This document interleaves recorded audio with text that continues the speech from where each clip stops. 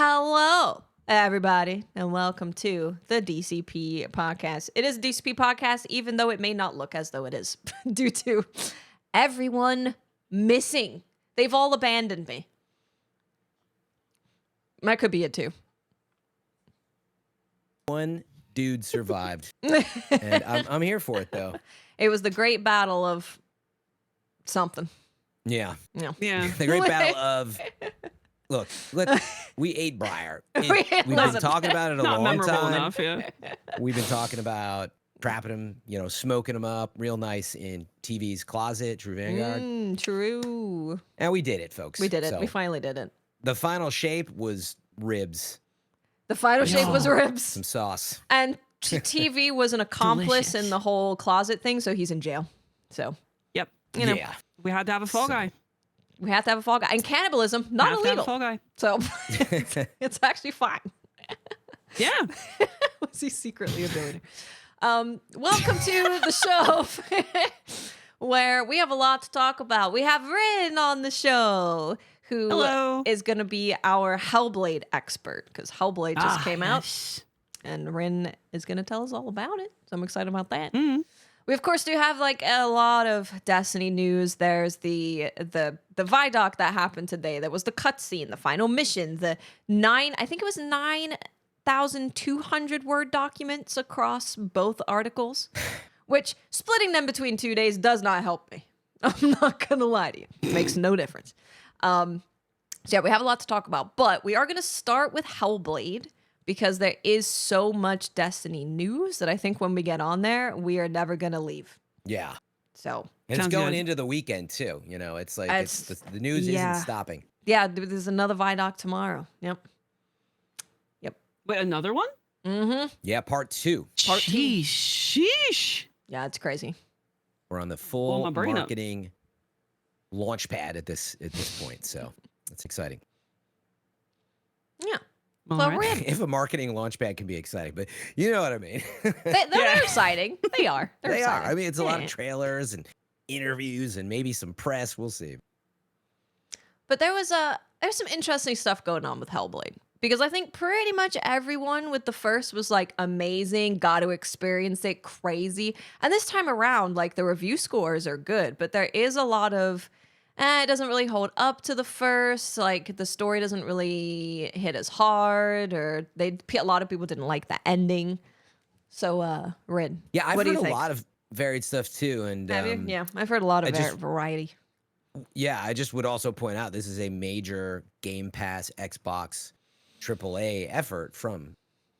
So, but I didn't play it, and yeah, that's why we have Rin. Rin played the whole thing in a day. Well, as someone who has a deep appreciation for the first one, and one banged the game yesterday, I see a little bit of the complaints that people have, and the fact that, like, one of the things that I've hated about a lot of video games, especially more recently, is I forget the term that one of my friends used, but it's like they called it like designer, like devcom, where they put it on like a ladder. So it's like, hey, you need to walk up this ladder. Here's a yellow ladder, right? So they end up calling it by this silly little name. But one of the things that really frustrated me about the game was that a lot of the puzzles have this yellow paint on stuff, which isn't yellow paint. Like sometimes it's like you have like a little bit of seaweed on like a Mm-hmm. ship sail, right? Like the bits of wood, right? And that's supposed to bring your eye to the detail that is present in the game. Yeah, this Right. is all guidance markers you're talking about. Yeah, pretty much. Yeah, it's like guidance markers to be like, hey, here's the symbol you're looking for, and here's the ham-fisted look here, everybody, look, it's right here, right? Right. Where that wasn't in the first game, and you kind of like the first game did a really good job of putting you in the shoes of Senua, where you very much feel like you're part of her experience. And something that I think that is really special about the game is a lot of people take a lot of different things from it. Right. But for me personally, as someone who is neurodivergent, being on the spectrum and also having ADHD, there's a lot of stuff that kind of overlaps when it deals with like mental illness and like how it manifests in like its symptoms and shit like that.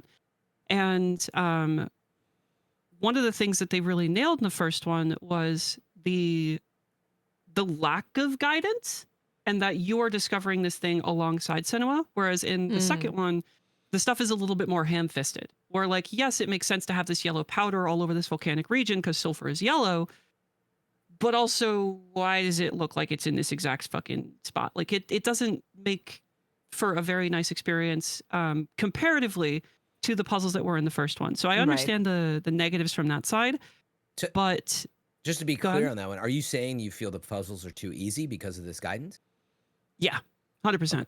I think that like I'm always a proponent for making things simpler for people that don't like either people who are colorblind or they just they don't have an aptitude for like physics-based skill, not skills, like puzzles or like anything that like accessibility is always going to be a good thing.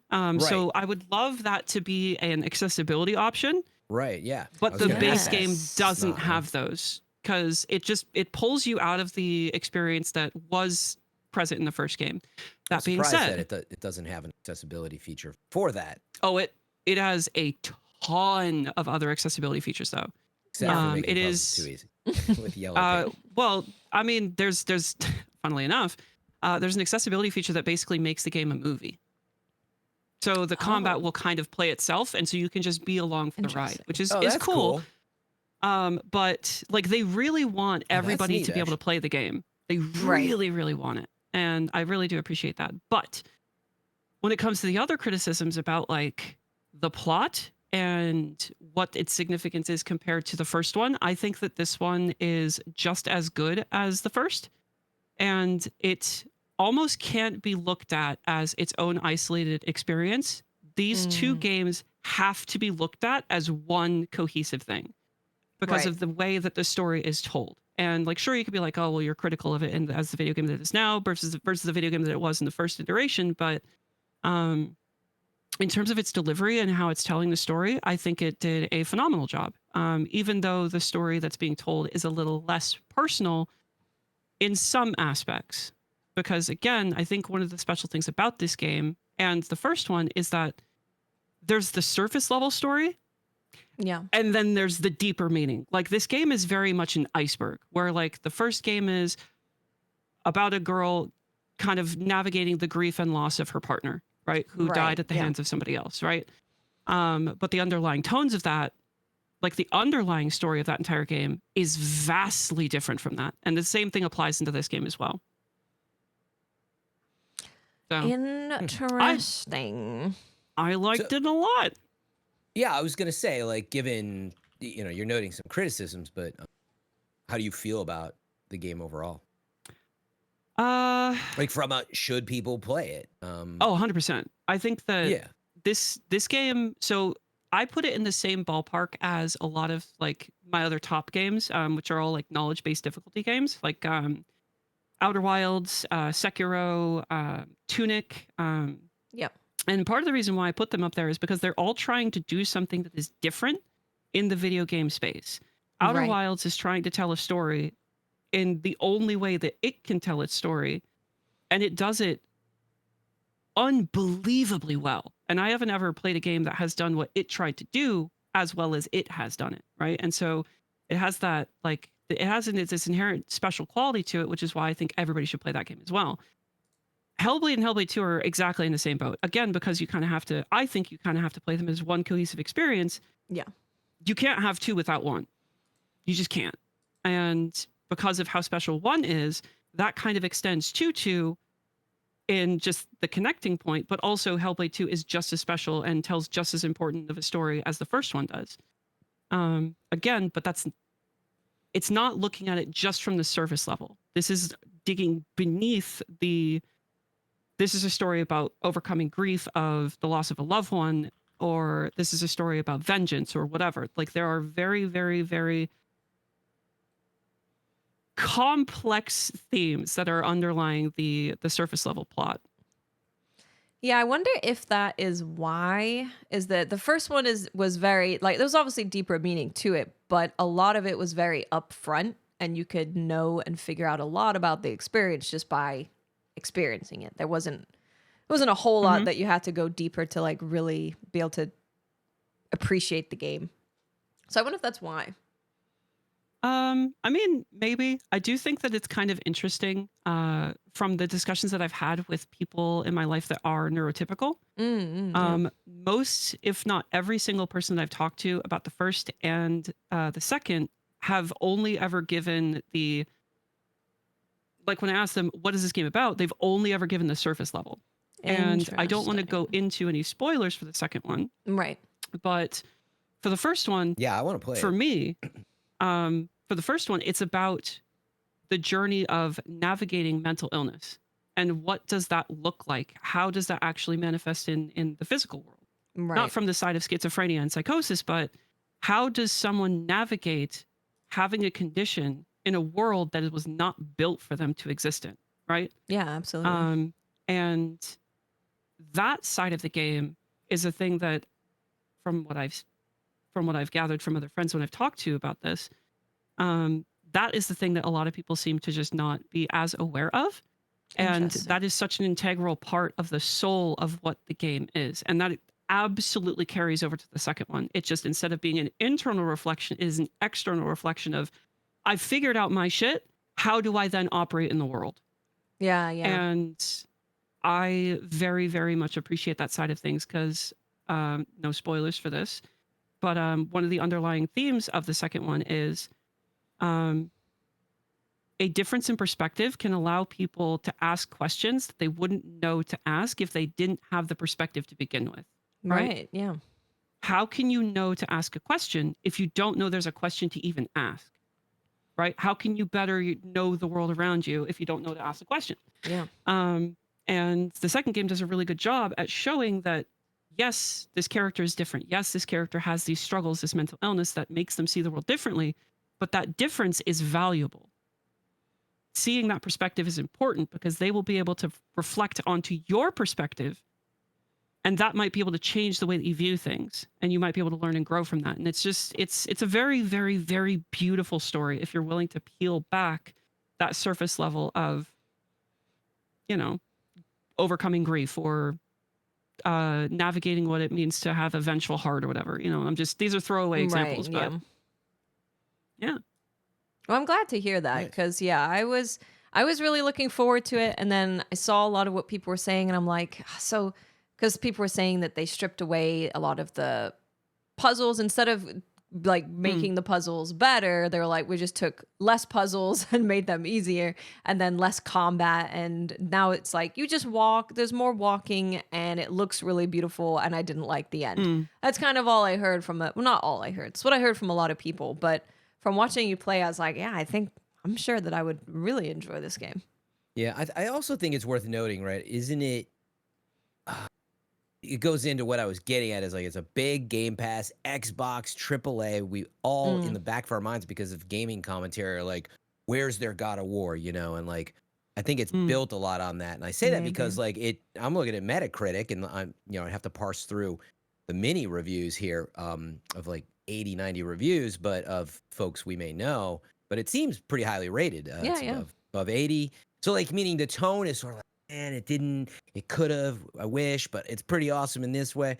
But so I'm not taking away. I'm just saying I think as you critique what you were hoping it might be, and that's going to be different for everyone, it can sound like that because of the expectation, Right. And I think that's actually something that I've kind of adopted as I've gotten older, is the idea of abandoning the expectation of what I want the game to be, and just letting the game be what it wants to be. Right. And the best way to kind of explain that is, I wouldn't go and play World of Warcraft and then go and play Final Fantasy 14 and expect Final Fantasy 14 to play the way that World of Warcraft does. I wouldn't play Destiny 2 and then go to Destiny 1 and expect Destiny 1 to play the same way that Destiny 2 does, right? They are two separate entities that need to be looked at as separate entities trying to create their own thing. And I think that even when it comes to stories that are connected in that way, in the same way that Hellblade is, you can't look at the second one and say, it needs to be exactly what the first one was. Because the first one told its story. It did its thing. It doesn't need to continue. What needs to happen is the evolution of that story. Yeah. And people need to allow the game to be what it wants to be. Yeah, and that's exactly what I'm trying to get at is because I play games in a very different way than you guys do. I know that I do.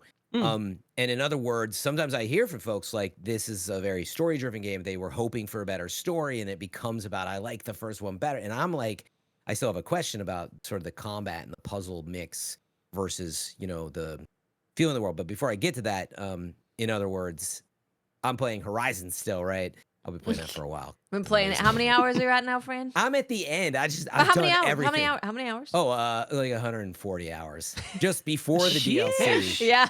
Yeah. But I also play it on hard mode, so every fight is like a Crazy. mini boss. But what I'm getting at with that is like I hear a lot of people, I don't know, I like the first one better, and I'm like, oh my god, like the second one is so cool from the world building, the gameplay. So anyway, my point here was simply to say it's funny. I was paging through the reviews, and IGN had a comment that was like, oh man, it sets out to be a great sequel, but it never quite manages to clear the bar of Hellblade. And there may be reasons for that. It could be the story, it could be whatever the reviewer was feeling, but they gave it an 80. It was a great score.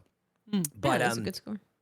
But I mean, I think on that note, if I'm coming to you very directly, my DNA is I think, because I never played the first one, I would love like a really like viscerally told, like cinematic looking game that has these really intense combat moments, but quite a bit of that hopefully, and combat that maybe evolves and then like I like a good puzzle, but I don't know, are these puzzles so cool that I'm gonna be like, that was so cool? So would it appeal to me in that sense, or is it mostly like a story game? You see what I'm So getting at? yeah, totally. In the first game, I would say that is absolutely the mark that it hits. And I think it does so because of the way that Hellblade 1 is a bit of an interesting beast.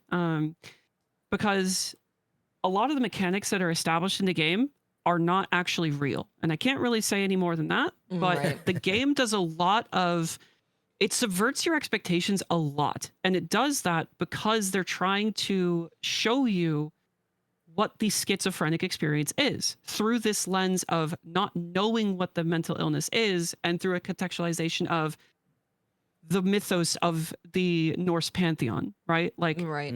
what are the voices? Well, those are the Furies, right? What is the thing that I'm experiencing? Oh, this is a pact between these two gods that are acting through you, right? And that is causing cataclysm on like in the world or whatever, right? And so in the first game, a lot of it is about her, the character Senua, understanding what her condition is, and and working through that, and alongside the other like surface level tones of the grieving of a lost lover. And so in that game, the puzzles are very much designed around the schizophrenic experience of seeing patterns where there are none, or passing by an object that changes the way that you view the world, right? Like passing through an archway where now that you're looking through the archway, there's suddenly a staircase where there wasn't one, right? Yep. Because of the way that journey ends, it doesn't make sense to have those puzzles in the next game, because those parts of her have been rationalized through, and she has worked through them in a way that they don't need to manifest in that way anymore. And it wouldn't make sense to have them manifest in that way, because then that would just be reversed. That would just be her character just receding back to what it was before. So the puzzles in this game are less about navigating the like that side of her, and more so the expansion of, okay, well, how else do I view the world differently? And there's not really many ways that you can do that. Right, in a so gamified way. Yeah, and so because of that, I feel like they kind of toned back on the frequency of the puzzles, because there's not really much to explore in that lens anymore.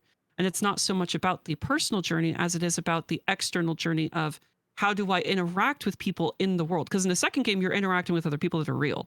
In the first game, you're alone.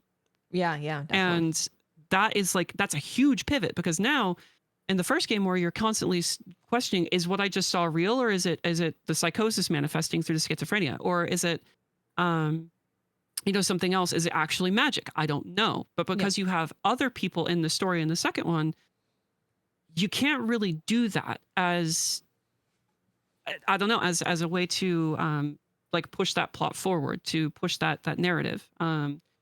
So I think that like as a whole, the game is very good. It's still just as good as the first one, but I do think that the first one is more gamey than the second one. Yeah. Really? The second one I is was more expecting the about opposite. No. yeah. I will say that the combat, while less frequent, feels way better. It Right. feels so much more visceral and good to engage in. And I do wish that they did have a little bit more combat, because Yeah. that really was like one of the strongest points of the game outside of the story element. But the second one was very much more, I said this the other day when I finished it. The second one is very much more akin to something like the Stanley Parable than it is to Hellblade.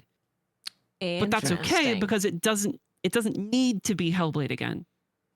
Right? Yeah. It can be a Hellblade story in a different format. But if people were wanting Yeah, the same totally. thing, I can understand the like, well, it's not really the first one, but it's not meant to be. Yeah. Yeah. And again, that's where it's great to hear the various aspects, because it's going to be different for everyone. And I didn't get a chance to play the first one. So part of it's like, man, should I just play the first one from an artistic and like gamer critic perspective? Of course I want to, but time is of the essence.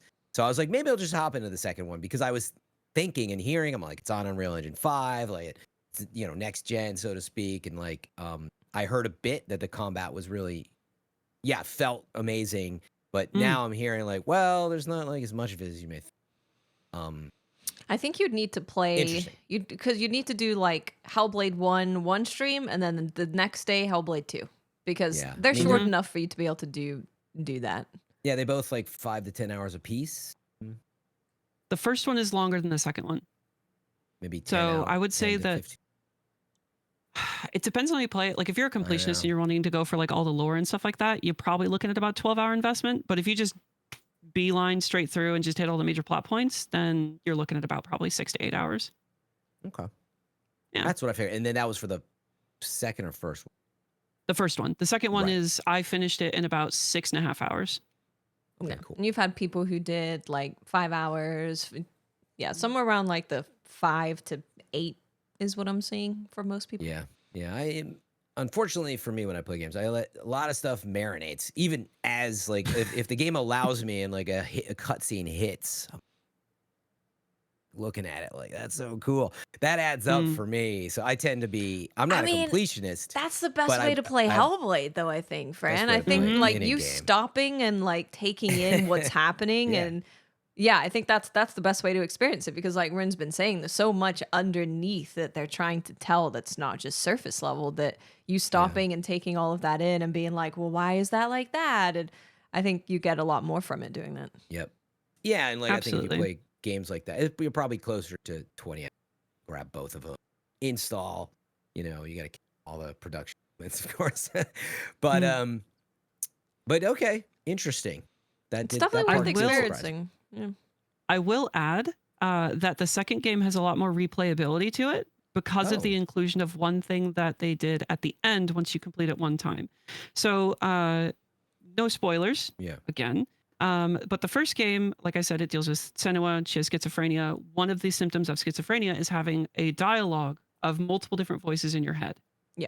And the narrator in the first game is this very like loving, almost maternal kind of character that talks through the entirety of that experience, which then carries over to the second one. It's the same narrator.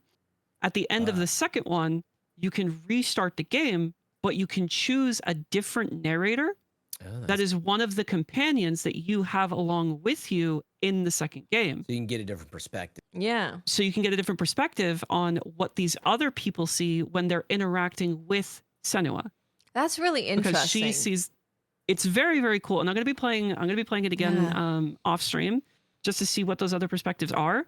But like the value of it is, I think this is the case with both games. Like you're only going to get what you're willing to put into it. And that's the same case with stuff like Tunic and Outer Wilds. If you speedrun Outer Wilds, you're going to have a bad fucking time. If you speedrun Tunic, you're going to have a bad time because there's not going to be much there to really latch onto. Yeah. But if you take your time and you allow the game to breathe in the way that it wants to, and you let it actually be the thing that it wants to be and not fight it mechanically the entire way, you are going to get infinitely more than someone who's just like, all right, next fight, bang, bang, bang, bang, bang. All right, next fight, walk 2 meters and then, you know, hit another bot, like hit another mob, another boss, whatever. Yeah. Interesting. But No, it's really cool, especially as the second one especially seems to be very much so about perspective. So to be able to have another playthrough with a different perspective, that's really interesting. also, it just looks incredible. It is fucking it's gorgeous. a crazy looking game. I was It is like, so pretty. it's ridiculous, and their like facial capture work is insane, and the main actress's job, like she's crazy. She's for sure gonna win like best performance of the year. I would assume. Oh, 100%. Because her voice, her facial acting is so good. Mm. Yeah, I was gonna say There were just Unreal Engine 5. Like I have to imagine it's one of the best demos of what that can do. But the Definitely. facial performance capture stuff has been the one thing on that we've seen so far, even from like Immortals of Avium. I'm like, holy cow, this really is amazing. So I just for that alone, I could see wanting to play it. And the music is incredible as well. Oh, The music is crazy, and how they use it with is- the environment, is really good. it is so good. There were actually a couple moments when I was playing through where I was like, is that a real is that just a video of a real person's face? That's Is awesome. it? It's like, and like there are some moments where they absolutely do that, where they, you know, they did it in the first one, and that's fine. But like there were some moments in the game where I was just like, this just looks like a video. This just looks like a camera, just like on a guy. And like it's wild. UE5 is incredible. Yeah. Nice. Yeah. It's really cool. Well, I'm glad to hear you enjoyed it. Because I think it is well worth the price. I was Sounds given good. the code for the game, but I'm going to be buying it anyway because I want to support them in that way, because they genuinely create some of the coolest fucking stories on the market. I really, really love the story that they're telling in both the games, but I don't know. I think it's well worth the money. Yeah. Even if you don't have the Game Pass, like absolutely it's worth it. Yeah, you know, I mean, in today's ecosystem, it is. It's important to say. It's funny because I think about that a lot. I always have, you know, being gifted games throughout time. If I can afford it, you know, to do it that way. But like Ninja Theory is one of the many in the Xbox stable, and we know the Xbox just closed some parts of its stable with Arcane and others, and so you never know. Because in other words, it's not our fault if that happens, but if you really, you know, love a certain developer, like I constantly keep telling people, go play Dead Space as well. 2023 is one of many examples, and Motive is part of True. EA, and like this stuff may not exist if you don't support it and you just wait for a sale. Again, it's not your fault, Yeah. but it's a way to like say, hey, I liked it that much. I want to own it forever. Do what I did. Yeah. I liked Stellar Blade so much that I spent money on Nikkei. I was like, sure, I'll give some money to get the new character. Why not? I already gave Nice. Stellar Blade as much money as I could, so. Yeah. Yeah, it's good. I don't like rating games, but if I was to give it a rating, I would put it right alongside Hellblade. Like Hellblade to me is one of those games that I think is almost perfect.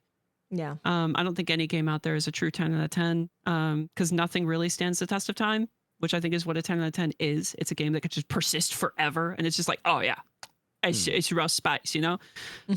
But I think it is one of those games where, to just cap this off, there's a couple games out there that I would have lobotomized from my brain so I could play them again. Yeah. That is Outer Wilds, that is Tunic, Yep. and that is Hellblade. And Hellblade and all these games have the same thing in common, and that is you can only truly experience and play them once. True. Yeah. Yeah. And Very much so. that is so special. And like even Elden Ring has that kind of effect to it. Like you can't ever experience Elden Ring again for the first time, but No, I it's totally it's feel phenomenal. that. There's that sense of wonder is the first experience. Yeah, it's funny. You answered that question. I was like, can I get perspective on what that means? You know, when you're recommending, sounds like to play Hellblade, it sounds is that sense of wonder is a big piece of it. First experience. So cool. Yeah. One caveat actually to add to all this, these games are extremely fucking heavy, like very Yeah. intense, both in theme and in presentation. If you're somebody that struggles with mental illness, or you might be struggling mentally, don't play these games. Genuinely, like they are so intense. But it's necessary for them to be that way for the story that they're telling. But if you are somebody that is struggling, I would highly recommend that you not play them until you are in a better space mentally to go into them, because of how visceral some of the things that they can, some of the visceral things that they cover in that game. They're just, it's a lot. So, yeah, even just the a way little bit that of a cliff note there. even the way that they do like the voices, you don't experience a game that feels like someone is in your head with Mhm. how they do the audio. So just that alone can be really rough on people. So Yep, if you're thinking about playing it and absolutely. you're not sure if you can handle it, maybe you watch a little bit and see how you feel. But yeah, no, that's good advice. Nice. Yeah, Well, Fran, have you played it's a good anything? game. I mean, believe it or not, I've been just back on Destiny because I did not want to be unprepared, and so yeah, a lot of it's been that, and still Horizon, which Yeah. I won't bore you with until I actually I'm basically, I have nothing left to do before I do the end of it, which is surprising for me. The one thing I'll continue to praise about the game, I do side quests, and speaking of, even mental health and accessibility awareness, they do like these side quests that are commentaries on certain things, and it's always been just so impressive, and I'm like, well, I'll do another side quest. I'm not that type of player normally, so I'm having a great time. I want to soak it up. We'll I think be that's fair. continuing that into the summer, along with Burning Shores. Frozen Wilds was the first DLC. Well, can we talk about the Elden Ring trailer? Because that happened. We haven't talked about that. Believe it or not, mean- I forgot to watch it. You haven't watched the Elden Ring trailer? Fran! I saw it. What are well, you and doing?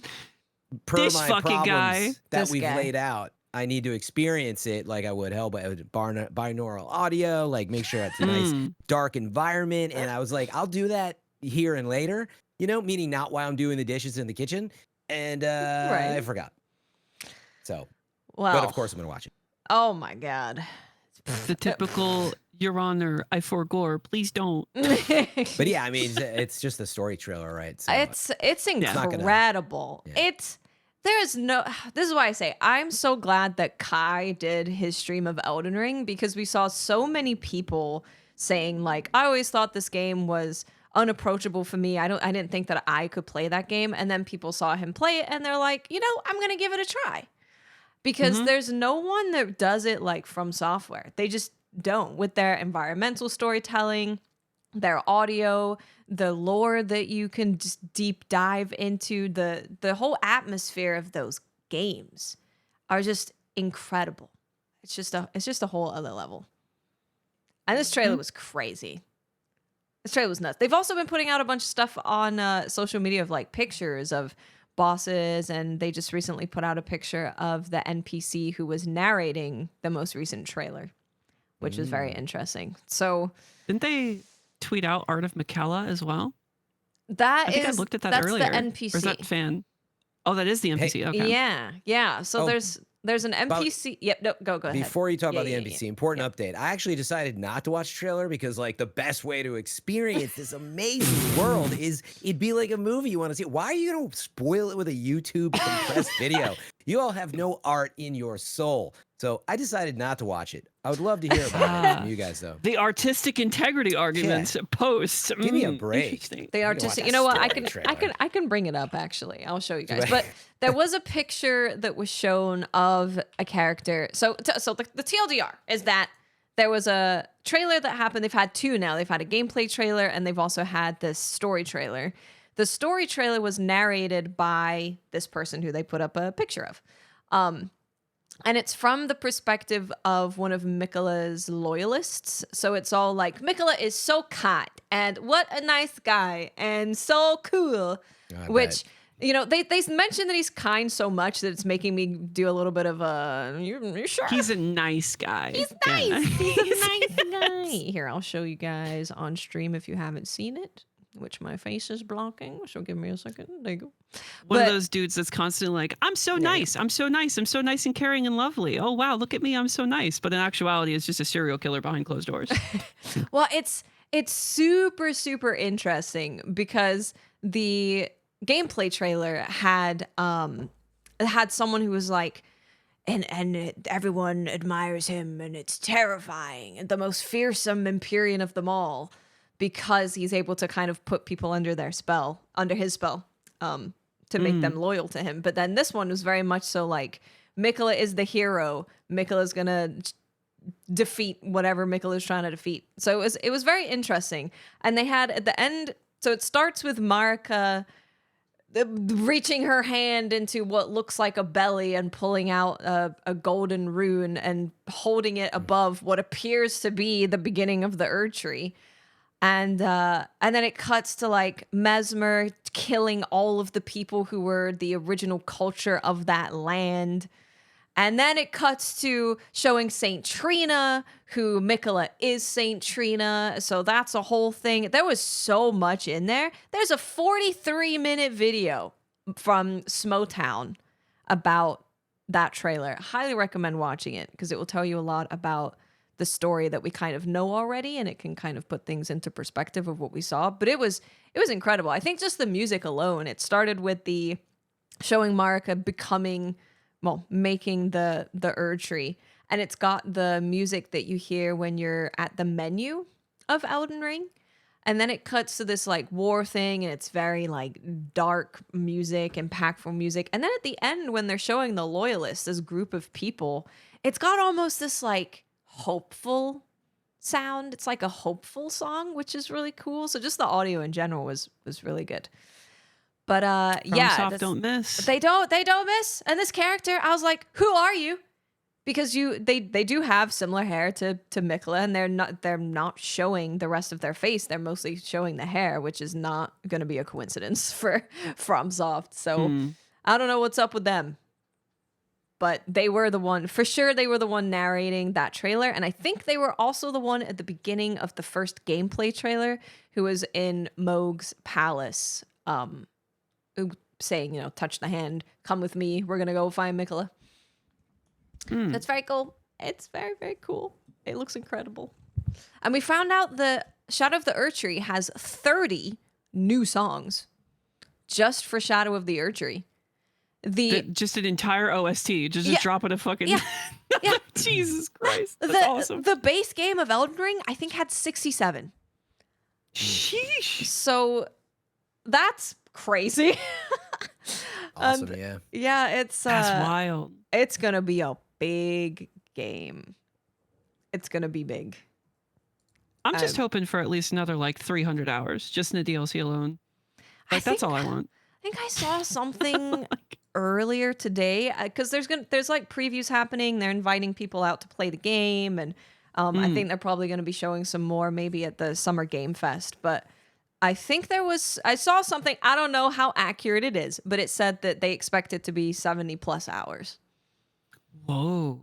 So I was like, so just another whole game. I think it's basically a whole game. I'm sure it'll be sizable with just how big that game was in the first place. Yeah. And then, once they had everything in place to start cranking out that type of stuff. Wouldn't. And yeah, I played the first one. Yeah, it wasn't meaning to be completionist. Yeah, I did over 400 some hours. Yeah. Just because I kept going to the edge of this, and I was like, wait, this is here, and obviously all the, not dungeons, whatever they were called, but just finding so many of those and like, well, I want the weapon, so I'm going to do it. The little hole in the ground, yeah. Yeah. It's one of those things that like I kind of expected it to be pretty big from the moment that they said that this is going to be like it's almost like a mirror, right? The way that they're framing this is like there's the lands between, which is the top. Yep. And then the flip side of that is whatever the Shadow of the Erd Tree, right? That's the DLC, whatever they call this land. And I kind of expected it to be something that was pretty expansive because they already have the root of the overall landscape done. They just need to mess with it a little bit, which kind of reminds me a little bit of like how they tackle Tears of the Kingdom in a way. Where like you have the foundation for the land, you just got to throw in some new shit here and there, and you basically have this whole new experience. But I just want to fight the dude that's actually just 3 dudes with a lion head. They're just kind of like, you know, mechanically puppeting this big lion marionette It's such thing. a cool looking boss. It's so cool. It's really interesting as well because in the story trailer they showed Mesmer impaling like all of the lion dancers. So I guess one survived, or I don't know. But oh man, I cannot wait for this. It's gonna be another incredible experience, and I assume we're gonna get a lot of answers to a lot of things we don't really know the answer to yet. Like the Glowmite Queen, we don't know much about her. We're gonna see more about Saint Trina. But yeah, if you want, we're gonna get more into Mo as well, right? Yeah, like yeah. Is it just me, or is there like a massive parallel between Mesmer and his power and Mo? Like they look like they're carbon copies of one another in terms of how they express their power in the world. It is very interesting. Yeah. Yeah, Mesmer's a weird one, right? Because his fire kind of looks like all of the fire. Mm-hmm. His flames look like he has a flame of kind of everything. But I think the overall theory of what's going on that I've heard that I think makes the most sense for me at the moment is at the beginning of the story trailer, there's just bodies, just piles of bodies that are like the Erd Tree. And we know that when Mikola was trying to make his own tree, he was using his own blood to grow that tree. So the theory that I've heard is that the way that Marika was able to make the Erd Tree was because there was literally like billions of people that were sacrificed to make the tree. Because also people in Elden Ring, in the lands between, are buried at the Erd Tree. They're buried to the roots of the Erd Tree. So it all kind of makes sense is that why Mikola's tree wasn't able to grow? Because he was just using his own blood, and Marika had the blood of an entire nation. Yeah. Yeah, there's a lot of dead people. A lot of dead bodies there. Plus, I died like 800 times. That's got to account for a lot of blood. Yeah. Oh, yeah. For Surely. sure. Surely. Yeah. I kind of... Gamer blood. With the trailer showing Mesmer impaling the 3 of those like dancers on the pikes, dude, how typical FromSoft would it be if you go into that arena and you're like, I'm gonna go fight the lion guy, and it's been teased the entire time you're in the area, and then you get in there and it's just already dead, and you're just like, but I wanted to do that. Trust that. I mean, I wouldn't trust that for 2 seconds. And maybe that's part game. 2. Part 2 of the fight is it's actually just Mesmer appearing. He's just sitting there with little puppet strings. That's the thing. They've shown it. FromSoft does this really interesting thing with all of their promo stuff where it feels like they're showing you so much, but then you play the game and you realize they've shown you nothing. Yep. It's really incredible. Yeah, I mean, Elden Ring was even that way where you were like... It was, yeah. Yeah, as you kept... And that's why I kept going. I just kept seeing something. I'm like, what? It just looks so cool. Their art is... Their art is on another level. And then, of course, the implementation... You know, even if it's, I mean, I think Elden Ring looks great overall, but some people will talk about graphical features, and I'm sure Hellblade, right, incredible.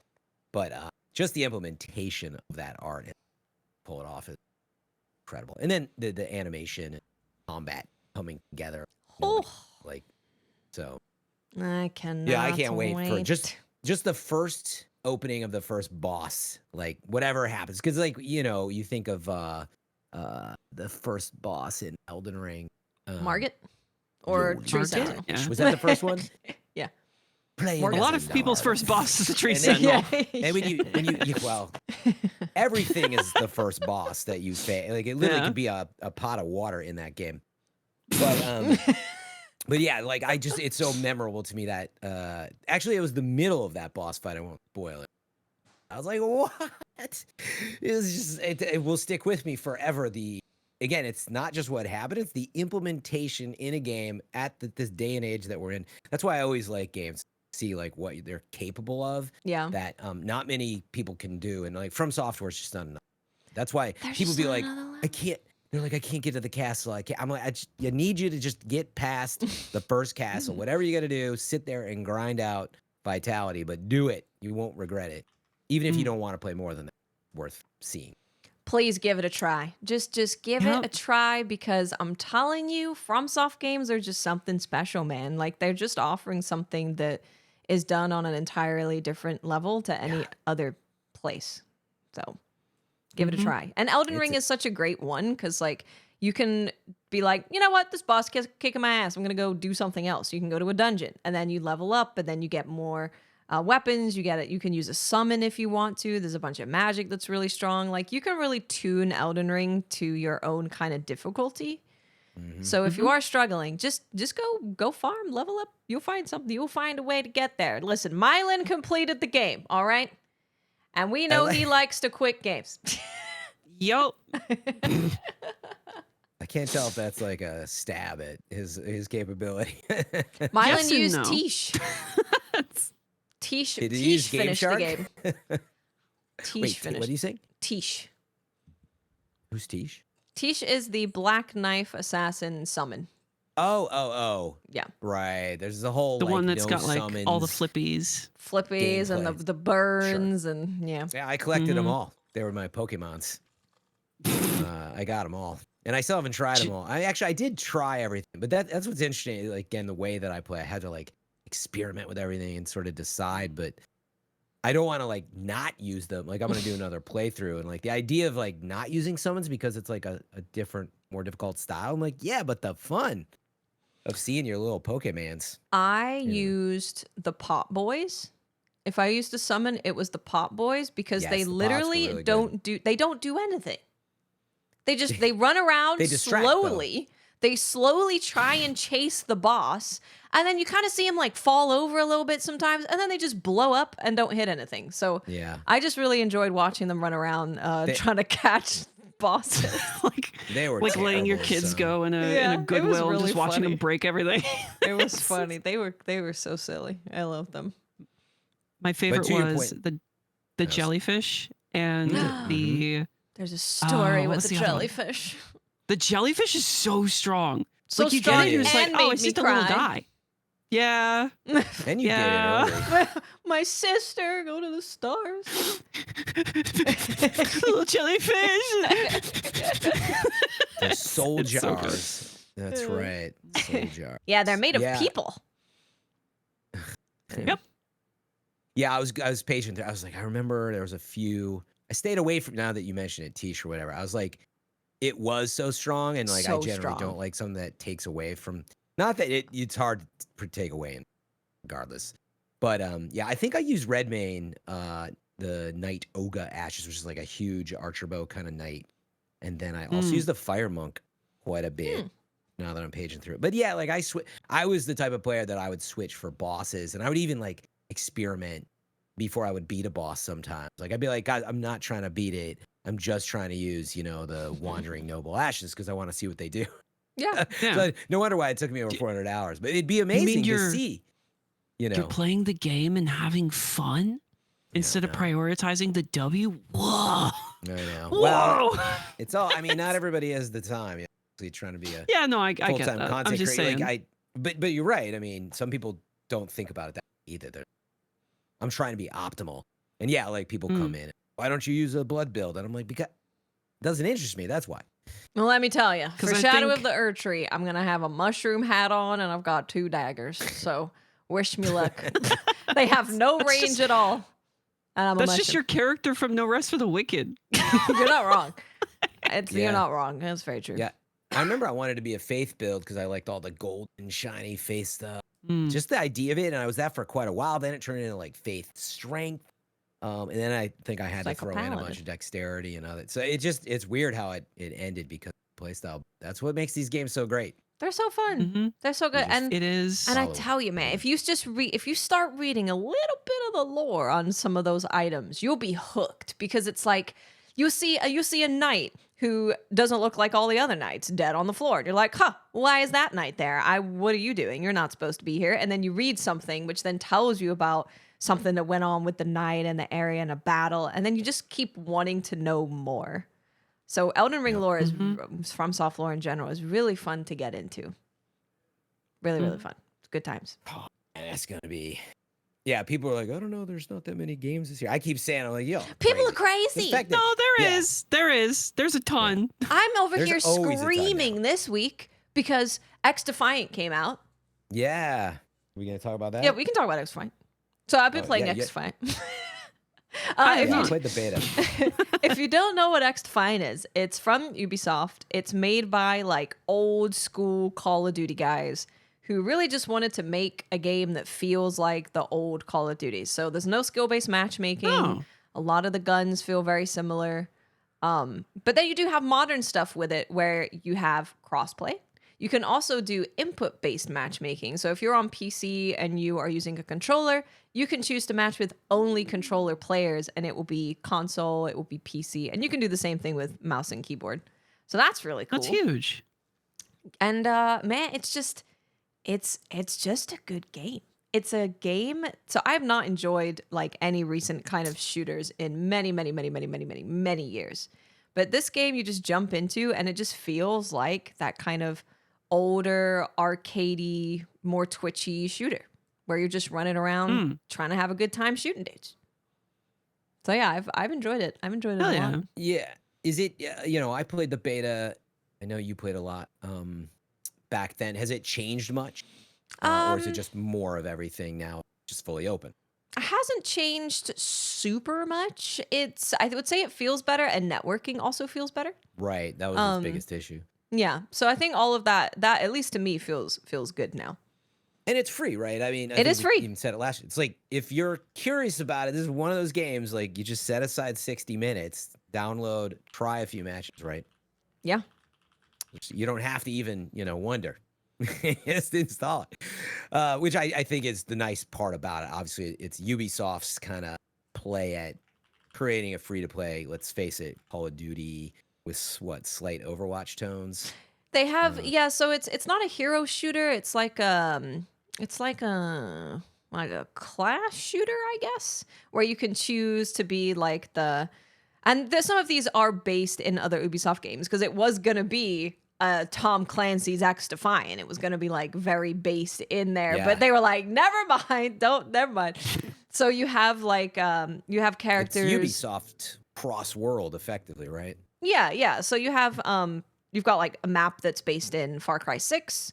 You've got a character class that's based in like Watch Dogs. You've got one that is like the sneaky Tom Clancy stuff. So you've got a bunch of different classes, and they just have like one ability and then one super.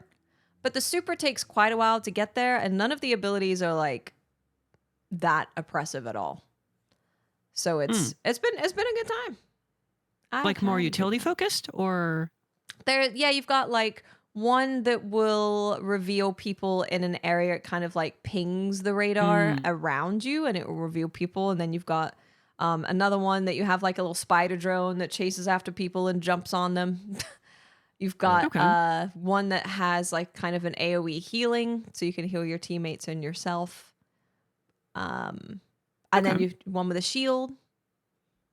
Yeah, so nothing feels too Sweet. crazy. So and the time to kill, I think, is in a really good spot because it's one of those that's important. time to kills where if I get shot first, I can turn it around for sure.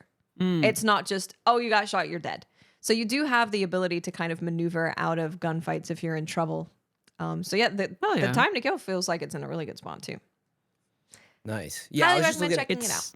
at it on the... Oh, sorry, go ahead, Rin. Oh, I was just gonna say it's awesome that we're not getting another hero shooter because I am so sick of them. I am so sick of them. Ren, I played Marvel Enough Rivals. of You Valorant. mad? I played Enough of. I played Marvel's Rivals. Listen.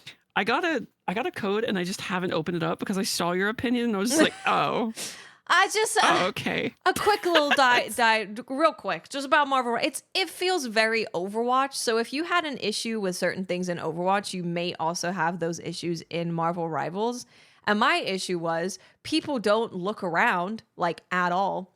So I had a teammate that's nowhere near the team that's in front of him, and he's taking damage. And he's just standing there, doesn't look around and think, wonder where I'm taking damage from. Just stands there. So any game that's like very I find PvP games where you are very reliant on your team to just be really frustrating. If I can't like pop off and kind of carry a lot by myself, you're relying on other people, and then that's always a bad time. Yep. And then you also have the other side of like that kind of environment with the competitive nature, because a lot of people tie their like enjoyment in competitive games to whether or not they win or lose. And then when you have that investment, plus you have to rely on your team, it can get really frustrating and really toxic very quickly. And it just, Yeah, I want to check it out, but just time-wise, I'm like, well, if it's successful, it'll be out there with another season and so on. So maybe as they refine things, kind of my thinking now. Even though it's like you could be like, but Fran, you just said like, why don't you hop in for 90 minutes? I'm like, dude, I don't have that 90 minutes. Like, You don't I have 90 minutes. No, I don't. I literally do not. Between everything, like, I mean, I can sleep less would be probably the one place I could trade something. I'm not willing to do that for XDefiant, unless Ubisoft want to do a little sponsored stream. Now we're talking.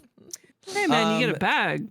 Yeah, it's worth it. It's worth less. Well, I mean, when it's work, I'll trade off some of the other things. But I do think it looks good. It's good to hear that. It feels good. I was wondering, Watts. I didn't know. I watched you play a little bit. I was wondering if you're gonna be like, yeah, it's okay. Like, I feel like I got enough out of the beta, but like, I feel you're more on the. You're glad that it exists? And I'm glad that it exists. Yeah, it's it really is. If you were playing Call of Duty from like Modern Warfare 2 up to Advanced Warfare, but probably up to Ghosts, right? Like a lot of us kind of didn't get super into Advanced Warfare, but if you're one of those people who played in that period and you really liked Call of Duty in that period, I think XDefiant gives you that feeling back. Yeah, I again, totally hypocritical based on what it's in. I'd really recommend checking it out, especially in that it's free. And Call of Duty, I know that it's not one-to-one the same, but it's from, if you didn't know, Mark Rubin and a bunch of the team that worked on it through, I don't know if it was 2014 or 2012, whenever. The period you loved. Yeah, it's people who worked on that stuff, at, Infinity Ward. So definitely, you might want to check that out. It's free. That would have been hopping off on the Black Ops 2 era, right? Yeah. Yeah, that sounds That's when right. I stopped. So Yep. That's a good time to hop off. Can't believe that Black Ops 6 was just announced, given that note. So that's what Black the Ops 6. That's what the upcoming I totally press forgot to conference is mention about in a couple weeks. I totally forgot to mention they're already greenlit for Hellblade 3. Oh, hell yeah. So a little bit of throwaway information after that. Right. So maybe don't. Well, you could probably still You don't worry have to buy about it Ninja anymore, Theory, yes. but maybe less worry. There's less worry, less concern. Don't buy it. You heard it. You don't need to. They're already good. No, I'm just kidding. That's awesome. Yeah. Good to hear. Okay. I have one more game. Wait, do I have one more game? Or do I have two more games? I have one more game. I have one more game to talk about, and then I have just like some quick news. Okay. Okay. Okay. Rapid fire. Let's go. So, the Entoria demo came out. Entoria, I believe is how I say it. I don't remember. It's called Entoria: The Last Song. It is a Souls-like game, first game from the studio, an independent studio. They're publishing themselves, developing themselves, set in Italy. Are they Italian? They are Italian. Yep. Okay. So it's got like Molto a lot bene. of the Italian, it's got Italian history in there. It's got Italian mythology. It's all based in that. The music is based on like traditional Italian music. You can cure all of your problems with something called magic pesto. I was about to say, I bet it's food. You're gonna eat magic pesto. I don't know about pesto though. I need a nice spicy Just like- red sauce. What are you doing? Like A from a Northern jar? Italian? Yeah. Are you suffering from poison? Eat some pesto. So yeah, that Pesto makes you feel besto. Just like jamming a straw into a pesto jar. Just it's just That's a sub goal reward Oh, right there. well, add that to the charity Add incentive. that to the charity incentive. Yep. Oh, I will brother. drink I'll drink pesto. some pesto. But this game it's not coming out until September 18th, so we've got quite a while. But they did launch a demo, and this demo has approximately 8 hours of content in it. Oh, wow. Yeah, because they wanted people to be able to experience the game, like experience all of it. Because they've got a lot of systems going on. So they use this thing called masks, and they are actually like they look different, and they also have different perks on them for your overall build. So you can like build a whole build around whichever mask you choose. There's also loadouts, so you can switch on the fly to the different masks and the different abilities. So then you also have like gems that you can put into the mask, which then do different things. And then you've got like Ashes of War almost. So you've got like 4 abilities that you can charge up and end up using. You've got a skill tree that you have. And then you also have kind of like a soulsy upgrade system where you're upgrading. They don't call it dex and strength and stuff, but it's similar to that. However, if you upgrade, say something like that you would expect to just upgrade your health, it will always also upgrade your attack power and something else. Because what they said is putting points into vitality and stamina is boring. Everyone wants to put points into like the fun stuff. So they're like, so what we did is we made it to where you're always going to be leveling up the fun stuff and the not fun stuff when you pick stuff. So I thought that was is that really like cool. You get like the attack bonus at like half the efficacy of like the stat that is going to give you the attack bonus? Yeah, so that's a very interesting way to do that. Oh, did I freeze? Okay, I'll fix it. Yeah, so what they've done is they've made it to where you can let me fix this one second. Yeah. You look so Watch happy. webcams I'm as so they're happy. freezing I'm up so here. happy. We want to make sure to Okay, we're fix fixed that. it. Yes, We're watch fixed it. Pog face. I was pog. That's a good emote. Somebody snip that. Briar broken the door to actually eat me. He's here right now. Oh no. He's in the house. Yeah, so when you when you add points to something that gives you health, it will give you, say, like 3 points of attack. But then if you did another one that does stamina, maybe that would give you 4 points of attack. Or if you did like magic power, it would give you 5 points of attack. So there are different rates at which it gives you like an attack boost. But yeah, you'll hit multiple level up thingies when you level up stuff. Right. Not just one. That's cool. I like that. And their whole philosophy I is really like just that. like we want a game that's just fun to play. So you have loadouts that you can switch between. You can reset your points whenever you want. You can reset your skill tree whenever you want. Like they're just very like go have fun, experiment, go crazy. I do like the more sandboxy kind of approach to the RPG mechanics than having like the locked in kind of stuff that you get with like a little bit with No Rest for the Wicked or even the Soulsborns, because you eventually have to unlock like an NPC that gives you the ability to respec. Yes. Which always felt kind of bad to me. Like it always felt a little bit bunk to be like, whoa, a cool new item. It's 50 faith. Yeah, I know, right? I can't do that. That's another 50 levels before I can use that thing. And That's Elden Ring though. yeah. You gotta go get you some that, balls or whatever. That does incentivize like future playthroughs. Like you can know, oh, I'm going to do a faith playthrough, like, or I'm going to do a dex playthrough or whatever, which I do really appreciate. But having that flexibility is really nice, especially for, you know, those dads out there that have 18 jobs, 17 children, only get 30 minutes a night to play on their Ekibox, you know? Like, true. It's good for the people that can't game as their job, or for people who only have a limited amount of time. I like that. I like it a lot. Yeah, I think it's got a lot of promise. That they've put out this demo like way ahead of it coming out. So if there's any feedback, they can actually incorporate it. And the demo's on PlayStation and PC. So normally you don't get these on console at all, but yeah, you can get it on PlayStation and PC.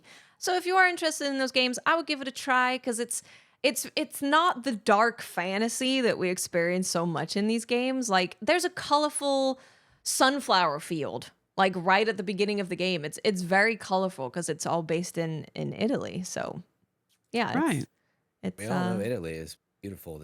Beautiful In the world. Yeah, and they don't try and Very make it fun. dark and spooky. You know, they embrace all the different looks of Italy. So Very yeah. cool. Give it a try. It is a good point. Like some games are set in gloomy Scotland. You know, it's always Sorry. so gloomy. It's a gloomy Not as pretty. castle everywhere. But cool. I'll go to either one. Give it a try. I just want a happy indie game. Soulsborne game where I can be best friends with the bosses. In Rise of what I the want. Ronin, you can you can level up and be able to, instead of assassinating the animals, you can make them your friends. Wait, really? Yeah. That's awesome. Yeah. That's cool. So you could sneak up behind them, and instead of doing the assassination, you just like rub their chin, and then they're your friend. You're literally Snow White. That's so good. That's so good. Quick news, right, what else you got, rapid Watts? fire news. Okay, Stellar Blade tomorrow is adding a boss challenge mode where you just get to fight all the bosses, and they added new outfits behind it. Sweet. Hell yeah, I'm gonna check it out. No Rest for the Wicked put out an insane, massive patch which adds respecking, the ability to try weapons, a bunch of inventory management stuff, like all of the vendors take stuff from your inventory now. They added a new house. Like there's a bunch of stuff in there. So I'm gonna check that out and see Hell what's yeah. up there. What else happened? Oh, Wuthering Waves came out, which I haven't played yet. I'm gonna play it at the weekend. That's the new Hoyoverse game, right? It's not Hoyoverse, but It's not. It does look like Genshin. Yes. It is Okay. very Genshin looking, but I think it's maybe the combat is a bit more combat-y. Combat's maybe a bit more combat focused. So I do want to check it out because Okay. even though it is a gacha game, like these open world exploration gacha games, I tend to enjoy them early on, especially if the combat's fun. So I'll check it out. Oh yeah. What else happened? Like 800 indie games came out, but Oh, can we talk about Animal Well real quick? oh yes, you should talk about Animal Well. Okay. Yeah, So yeah, yeah. Animal Well was developed by one individual. I think his name is Bill. I don't know his last name, but a guy named Bill was like, "I'm going to make a cool ass game." And then it was ended up getting published by Leah and Donkey's publishing company, Video Game Donkey. Billy Basso. That's the name. Thank you. But it was published by them, and it came out, I believe, like 9 days ago, something like that. Not too long ago. It is a Metroidvania that is primarily focused on platforming and puzzle solving. It is so good. It might I've knock heard. Sekiro out of my top 5. Whoa! It is so good, and it's one of those games that I think that only like people that are into like the platformer side of things are really going to like be able to like chew on.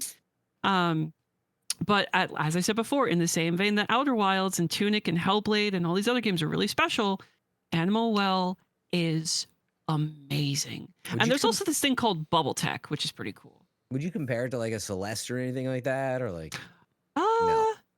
I mean, it's not like Super Meat Boy or Celeste in like the platforming, or like it's not like, because those are kind of like the like high precise movement, like jump kingy kind of things. Yeah. This is more so you're just a little guy and you're just exploring a world, and you got a little bubble and a frisbee and like some other cool tools, and you just got to explore. It literally is just explore this really cool pixelated world. And maybe save a cat, or maybe pet a dog, maybe play fetch with a dog, maybe find a evil ostrich that wants to kill you. It's really cool. I don't think it's for everybody, but if you're somebody that is into the Metroidvania side of video gaming and you want something to chew on, it's freaking good. It is a bit pricey, but I think it's worth it. Games where it's like, don't look up anything about it, don't watch it, go and experience, because it's not just like a Metroidvania. It's doing its own kind of thing. Its own special. It's exactly the same situation as Outer Wilds and Tunic. You cannot play those games with pre-existing knowledge. You have to experience them with no information to get like the full scope of what they're trying to do. Yeah. Or as little as possible. Yeah. What were you saying, friend? I don't know. Okay. As Kim says in chat, add to the list of games Fran will never play. Oh yeah, Chibi Kim, one of our lovely community members, acting like she's playing everything too. No, I mean I think probably I was like shaking my head because I was thinking in the back of my mind, like I really wish that I didn't like it so much. I wish that I just liked, like whatever, Madden, Call of Duty, and like Destiny or whatever, and then it's like, well, then my things that I want to do, it's a lot easier to. But yeah, it's a nice problem to have. I remember it is a nice Animal problem Well, to have. Yeah. and I was like, yeah, that seems like one of the ones of that style of game, especially. You don't want Tunic was like that. I think I missed it for like a year, and it was really enjoyable getting to Tunic it. is Such so the good. instruction manual. So good. Don't look into it. It's so good. But Oh, Is it time for we should talk about Destiny. Oh, There's a the lot. Destiny? Brother. There. So we have someone in our Discord who takes like the articles and puts them in a Word document just to see how long they are. And yeah, both of the articles that they put out are around 9,300 words for both of them. oh, So, oh. Oh. shall we start with the final mission in that cutscene? We don't even need to talk about the final mission. Everyone's just like, final Sure. mission. Yeah, go play it. Cutscene. But Go play it. Cutscene was we finally saw Crow has been falling into the triangle thing for a long time. He's been falling forever. He finally fell through to the other side, and he saw Cade there. So this was Cade and Crow's first interaction with each other post, like, killing them.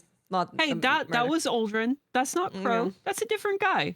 All right. Well, this was actually a really cool thing Same that I skin. think Bungie did was Cade saw that Crow had a ghost. So that's how he kind of knew that like this is a different this isn't Aldrin. This is a different person, which was very cool because I don't think I see Bungie do that kind of storytelling as often as other games, like the little hints there. So that was cool to see. It's pretty ham-fisted most of the time, yeah. Yeah, so we got to see them do the same pose where it's like Cade's on his back and Crow's pointing a gun, Cade's pointing a gun, Crow's on his back. So we got to see that pose. And now they're friends, best friends forever. Hunt friends. There was a lot of really cool we'll stuff see. in that cinematic though, which is like the gambler's dodge, seeing like Yeah. the trip mine prime, like all of these little subtle details was like, hey, you can't do that anymore. I liked that. Shit. Not in a bad way. I just think it's cool. It's a cool nod. that was one of my just we don't get full on CG, right? Fully rendered full motion video stuff that often. It's very expensive. And so getting this cinematic hit in a Destiny world, I think everybody walks away. You're just like, man, yeah, of course we want more of this. It's very expensive to do. So anyway, yes, we want more of that. But the fact that we got it at the end of, this season as part of the Lightfall year, et cetera, that's awesome. Great way to lead into the final shape. But it looked really, gritty and Western actually, which it sort of, that took me for a bit of a surprise. Like that was obviously just the vision for this moment. So we'll sort of see.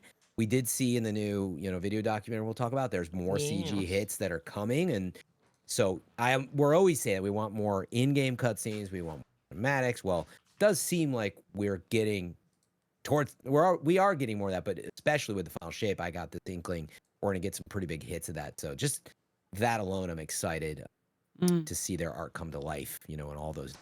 Yeah.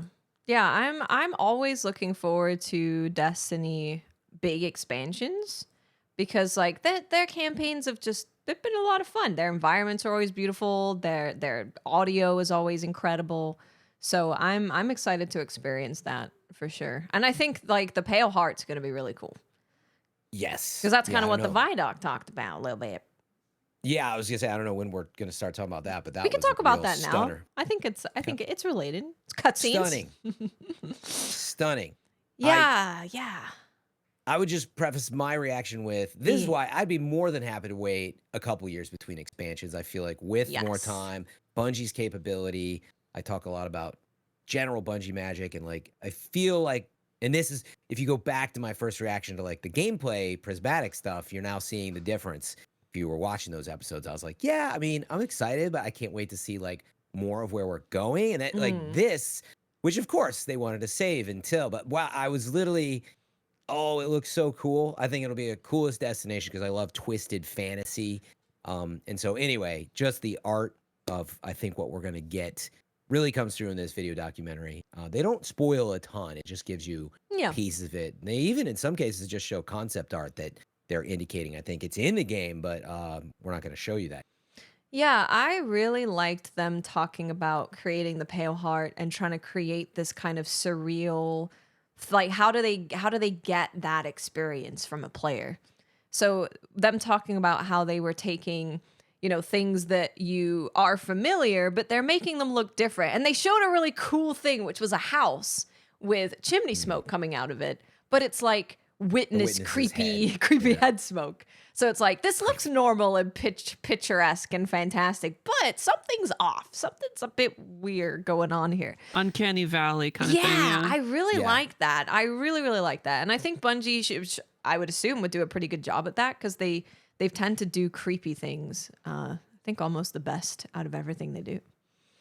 Yeah, Which I mean, stuff's great. you just really get the sense that this allows us to go to a place where you can do this crazy stuff that you would think up in concept art. Not that Destiny's not fantasy, but you really, if you watch this video doc, I think that's what I walked away with, was like they were able to take all these liberties because it wasn't like, well, what's the moon look like? Right. In this world, like, Mhm. which, they're able to do that, but it literally is like, it does not matter. Doesn't And matter. so I'm going to pick one of my favorite shots. There's many, and there's no spoilers here, but I think we even talked last week about how I'd love to see them do a horror game. And Yes. you know, Yes. when the Dreadnought came out, we felt that way. But anyway, there's this, they're walking in somewhere. There's a lot of my favorite shots, but it's like the side of like a hairless, scalp skull thing or whatever with that metal album cover like tongue Mm. like sticking out. And it's just like one of many things. But I was like, they went there. That looks so cool. And Did look really cool. it's like metal, album cover stuff. And I was like, Yeah. I'm excited now. So that was one that stuck out to me. I don't know if you guys have. I've always been a proponent of Bungie kind of diving more into the cosmic horror side of things Yes. for a very, very long time. Yes. Because, like, dude, cosmic horror is some of the coolest shit in the sci-fi universe. Like, you can really expand on some really wacky ideas. One of my favorite examples is if you've seen Love, Death, Robot, that first Yeah. season Mhm. where there's that spider episode. Arachnophobia warning for all of you out there, but there's that where the ship like hits this like sort of time space web from this creature, and then they get Yeah. stuck in this space.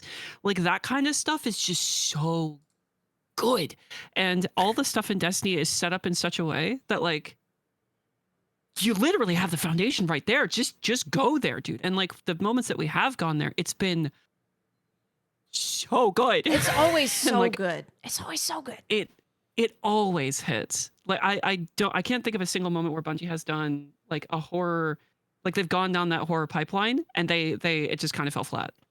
Yeah, Like, it's always so I- they're yeah. so good at like using the audio as well, right? Like Yeah. their designs of their world designs and their audio is always so good that it lends itself so well to something like that. Because they're good at building the suspense and all of the atmospheric feelings. Yeah, I mean, they're also in an interesting spot now that if you started playing Destiny when you were like 14, well, you're like 24 now. They don't have to worry anymore about if you're an adult that can handle it. Right. But yeah, it's like Fearburger from chat here on Twitch had a great way to sum up. I had the same reaction. They're like, so, we didn't want to do like body horror, and they're like setting it up, which you're thinking, yeah, like dead bodies and gore. But then it was like 10 seconds later, like everything's now hands. It was like Everything's super hands. creepy. And there's Right. faces Literally. everywhere. And the same Yeah. with like the metal man, like the tongue thing. I was like, this is pretty creepy. And yeah, we're all here for it. I think they just couldn't do full on, like bones and stuff sticking out of like a body to Right. indicate the gore. So, I mean, I think they could I have. I think think- it was just a choice. And I mean, I think it looks great so far. It looks great. What I'm hoping that we get from the expansion is the thing for me when it comes to the horror side of things is gore and like body horror doesn't really do it for me. It's always been this thing that's kind of like, yeah, it's kind of like icing on the cake if you want to have that be like the vibe. What I like is that existential shit. When you go into the story and they're throwing questions that are like, I'm going to need to take a break for like 3 weeks just to digest what the frick I just saw. Like, like that's the stuff that I love. And the few moments that we've gotten from Bungie that are like that are just, like I said, they are so good. I think one of the best moments that they've crafted was like with Gravemind in Halo 2. That first confrontation, when you see that guy, you're just like, oh, okay.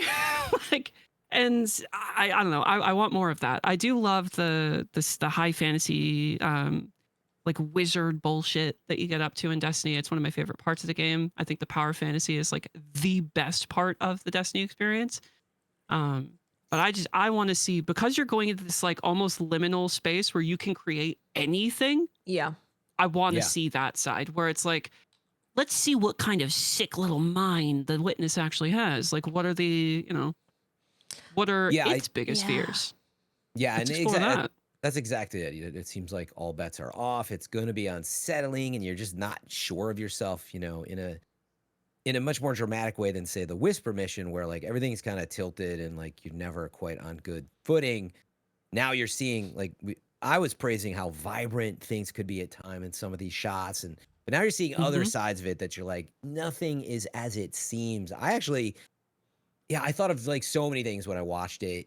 One for sure was they talked about this sort of path forward, and I was like, wow, they said Shire to Spire, which was very, for me, obviously. You see pretty much the Eye of Sauron in the background kind of thing.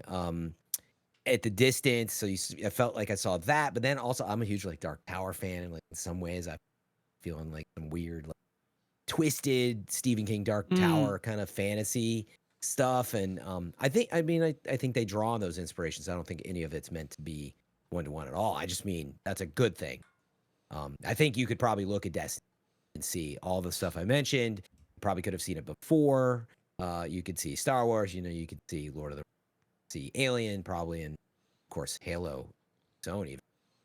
So I really enjoyed what they were saying when they talked about the Witness, because there's definitely been a lot of criticism of like the Witness is not a good villain. Like we've had, the Witch Queen. She's so cool, like such a cool villain. There's been so many cool villains, and the Witness we don't know enough about to really be an interesting villain. But when they were describing the Witness in this video, I found it really interesting because they showed that the Witness is trying to get you to come to their side, right? They're like, don't you want salvation? Isn't it great? It's going to be way better. And then when you kind of deny the Witness, you see them like break their character and they screaming, and it's very cool the way that they're doing the audio for the Witness of when you're talking to them. It's going to be different characters and you don't really know who you're talking to. And then every now and then this like the true personality of the Witness comes through in like an aggressive kind of way. I thought that was really cool. Yeah, oh, go ahead, Rin. No, you go ahead.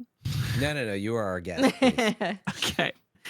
One of the things that like I love the Witness as an idea because of like they are just this like untapped potential of this like deep well of question marks, and they kind of embody at the moment they do at least as far as I understand it, they embody the idea of just a bad dude that's just bad.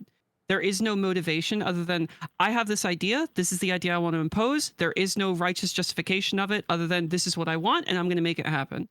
And I don't know if I'm the only one out here. I'm probably not, but whatever. I don't like how every villain that we've gotten in a lot of media is nuanced. I think that while nuanced characters like Handsome Jack or Sephiroth or even like Keitel or Savathun, they're great, but give me a bad guy that's just an evil little fuck, like just the Emperor, the worst. Right? Like, I think that having bad villains that are just bad because they have horrible ideologies is a great thing. And with Destiny's history, like you have all these characters that are very nuanced, and I like that nuance. But I want the final big bad to just be like, nah, I'm a bit of a piece of shit, and that's okay. And and I'm gonna try and convince you that you should believe what I believe. Yeah, and like that manipulation feels like is what they're doing with the Witness, right? Well, I mean, maybe maybe it goes all bad, and then the Witness is like, when I was a young lad, the Emperor came to my home, and now I'm gay. They might do that; it's possible, but it very much seems so that the Witness is like, this is the way things should be. This is the way the world is gonna be. It's gonna be so much better. Why don't you get it? Why don't you understand that the world's better if we do this? And you had that outburst that we heard, like the actual audio of the Witness having an outburst was, I am currently feeling better about the witness. I hope that they land it, and they are that this witness just ends up being like this omnipresent, very scary character who could just slice you in half with the move of a finger, and they really do think that they are right. Yeah. Yeah. We'll see. What I was gonna say was I think I brought this up before, but yeah, Witness has just kind of been out there and mysterious, and yeah, like nobody's connected. Yeah. My hope is that it is very intentionally, because we're not focused on the Witness, but I hope from frame one, if I was Bungie, it would be the Witness that opens the final shape, and I'd bookend that, right? Because we're gonna fight the Witness seemingly in the raid, and but that meaning we see more of that character haunting you, taunting you, etc., to really guide you through this along the way, but like really get in your face finally. And he hopefully here, right? Like we barely have heard that much from the Witness. And I think when you watch the video documentary, that's to maybe how you're reacting. Watch, oh yeah, I actually started to like hear something of substance from this person. But I hope that's by intent, right? So I think there's a reason to be optimistic versus cynical here. Is and I'm always optimistic about new expansion, So certain amount, preloaded bias there, but I think they'll do that. I think that they've shown us they get that, and it has been weird, right? Witness has been oddly like, what is up with the Witness? Yeah, who is this like I weird think it's looking intentional. Pixar guy? I do, and I think we're even starting to see that peel back with the video doc. Even the Pale Heart, right, was kind of like confusing. It's like upside down world, whatever. And now we're like, oh dang, okay, you guys are going. The Pale hard. Heart is so cool. I gotta say, it is very like just the big ghost in the foliage, and then you've got like these hands everywhere. You've got pillars made of faces. You've got like this the concept art that they showed of like the massive ghost, and you're in. Oh, it's so cool. That was very cool. Did I understand that one right when because I only was able to watch this once so far, but they show this ghost in the background over really the beginning of Destiny 1, I think, right? With all the cars piled up as It's where we became guardians. But they didn't say that it wasn't in the game. It didn't make it, right? They were like talking about it like it might be in the game, right? Yeah, they just kind of showed like they didn't mention that it was or wasn't. Just like I just remember seeing this concept art, and that made me go, "Oh, I get it." I thought it sounded like it is in the game, but we're not showing you that. Is almost what it looked. So I'm hoping because like it was very looks cool. awesome. But concept art always looks incredible. It does. Pull off. So always look. I hope it makes it. I did want to make one small joke about the Witness, which is the more I thought about it and seeing the new video documentary. I don't know if anybody's fans of Labyrinth from way back in the day, but with David Bowie, I feel like the Witness is sort of like David Bowie now. Is like leading you through, this upside down MC Escher, Pale Heart, and I kind of want one of the voices to be rest of David Bowie. Dance, magic dance. Yeah, and actually a musical too. Oh, it'd be so good. The power of the babe. Musical of the Witness. The babe with the power. Trust me. The final encounter is just a dance battle. Yes. Maybe. We have so many emotes, we might as well. I was going to say, at the very least, give me a Labyrinth emote. Please. I don't buy stuff hardly. Never. I will buy that. That's the one. Oh, we also got to hear the contact juggling. Anyway. We also got to hear Keith as Zavala for the first time. Oh, yes. That was huge.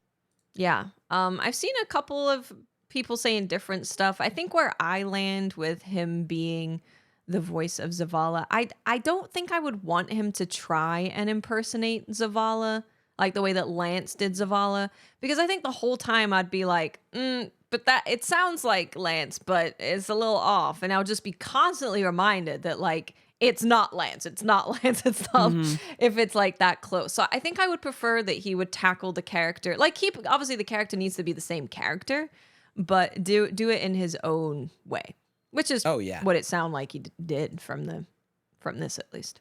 Yeah, I think that you probably made the most important note, which is like, it's not supposed to sound like Zavala. Yeah, it is how Zavala sounds now. That's great. That is the right. I don't know. The way I look at it is it's very much a honorific of like, I'm taking up the mantle of what was left behind. and I'm going to do the best I can with the job that I got, while not stepping on the sanctity of what came before, you know? Like it's, because like for me, if he was to do an impression of Lance, then that would almost be like I don't know, it wouldn't feel right in my mind. It'll always fall short. Doesn't matter how good it is. Yep. Allow the thing to be honored in the way that it continues to persist, rather than trying to bring bring back something that was lost. I find that I like it. I really, really like the way that the voice just kind of settles on the character, because it doesn't feel foreign. Right. Yeah, I agree. But it also feels like, okay, I'm still looking at this character that I've known for the last 10 years of my life. They're just a little bit different now. Yeah. And yeah, that's it. Yeah, I was going to say, but I just think Bungie's much smarter than that. I don't think it was ever even on the table. Yeah. It was like, how do we, you hit on it, which is like, how do we tonally, it's this like deep, impactful voice. And we only heard a couple lines, to be fair, so we'll see. But it seemingly works quite nicely. Mm-hmm. But I'd say the jury's still out. Just to play, like, you know. He's an incredible actor, an incredible voice actor. So I think we're in good hands. Yeah, I'm not worried. But we only heard just to be fair, I'm like, as you know, coming from critical, we only heard 2 lines. Let's wait and see. But I do think my impression was, yeah, he's the right choice. Sounds good. Yeah. You know. Yeah. I cannot of course, because I have thrown jokes in on the serious stuff, but I can't on here, you know, if you watch Rick and Morty, the president, I can't on here like him. Somebody just mentioned it in chat. He's the president in Rick and Morty. But that's a very different delivery, but I still can't not hear it in there. That's fair. It'll be interesting as I play the game if I keep like picturing Rick and Morty for a while until like it overwrites those parts of my brain. My first jump was actually Halo. It was Halo 1. Mm-hmm. So like to me, it's just like, this is, I can't remember his name. But this is just like the revival of this character that I loved from this other game, which is the Arbiter. Is it the Arbiter? He did the Arbiter, right? Yeah, I was like, wait, I forgot what I'm thinking he did the Arbiter. That's Halo 2. Sorry. Yeah, it was also in 5 apparently. I pulled up IMDb. Oh. To be fair, I don't know. Well, there we go. I forgot about it. That's cool. Mm-hmm. I mean, yeah, that was back in. It's a long time ago. Yeah, it was a long time ago. It's just, I don't know. It's like looking at. To me, it's kind of like the idea, like you're looking at an old friend. You know, like somebody that you used to know, but now they're, you know, they've gone down a different path in life, and here they are again. Which is, I don't know. It's nice. Yeah, and it's, you know, when you think about that aspect, for those who don't know, you're right. It's a very good note. Is that, he's been working with Bungie for 20 years. Yeah. So, good relationship has already been set up. I think that will make it very easy to deliver. Yeah, I'm not even remotely concerned. I mean, you know, you might like parts of it better in some way. Zavala, but like, it might be kind of cool to hear the way that he pushes forward that character. Shall we get into news? Yeah, it's been almost 2 hours. We'll go try and go as fast. Okay, I'm gonna hit on like some stuff in the TWAB real fast. It's just like, here's what you should know kind of thing. And then we'll delve into a deeper thing that's in the TWAB. And then we can go into like the... Where TWAB? Kind of like twin. And then we'll go into the more in-depth stuff as much as we possibly can. So, a couple things. There is another video tomorrow, which is Shaping the Magic, part 2 of their video series. So make sure to check that out. It's launching at like 9 a.m. again, I believe. And then they did mention that there's going to be the world's first race as part of Twitch Rivals. So you're going to be able to sign up and you can be a part of Twitch Rivals. It's open until June 3rd at 5 p.m. Pacific. And if you do sign up for this and you get approved for the Twitch Rivals, you're going to be able to watch, this says watch 2 hours of any Destiny 2 streamer between 9:30 a.m. on June 7th and 9:30 a.m. June 9th. And you'll be able to get this emblem. Yeah, they're doing 2 emblems, I guess. Yeah, because they also have so that's just any streamer you can get that emblem. And then there's another emblem where if you watch 2 hours of any Destiny 2 Twitch Rivals stream, you'll be able to get another emblem. Right. Or if and that's where I think it's a little confusing. Or if you're an approved Destiny Twitch Rivals creator, that's what you're signing up. Also, they're doing We'll see who another gets approved. thing, which is cool, where if you watch 15 minutes of the Final Shape raid, you're going to get a ghost chat badge, just like a global Twitch badge, which Twitch. they've never done before. Oh, fun. Yeah. That's the one that stood out to me. I That's was like, cool. yo, 15 Cool. minutes? Definitely make sure you watch 15 minutes of. Now, they say the Final Shape raid. I assume that's going to be part of the Twitch Rivals stuff because it guarantees that Maybe, people are playing the raid. Yeah. But they didn't spell it out there, I don't They think. didn't. But let's assume for now that it's these Twitch Rivals creators and or Yeah, the official stream maybe. I'll See. assume that. 15 minutes is easy grab. Also, so they're increasing the drop rates for brave weapons. So they said here that they already increased the drop rate. Well, now they're going to be swimming. You're going to be swimming in loot of the shiny brave weapons because they're upping the drop rate on those. So starting May 28th, they're going to double the drop chance of limited edition versions of the brave weapons.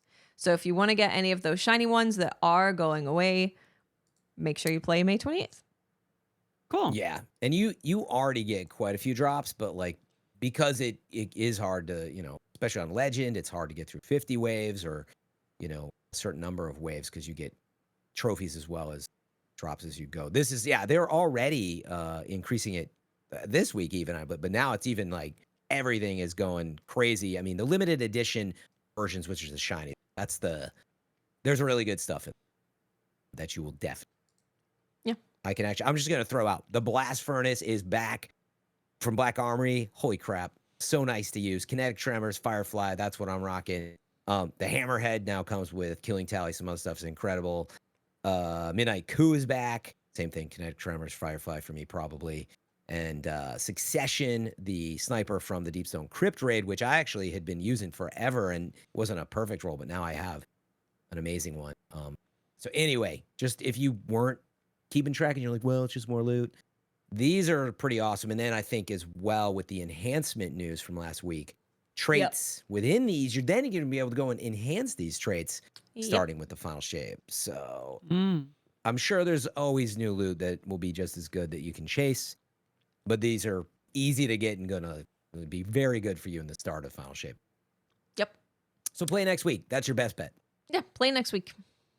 Now we have to spend a bit more time on this because a lot of people have also wanted our thoughts on this, which is Pathfinder.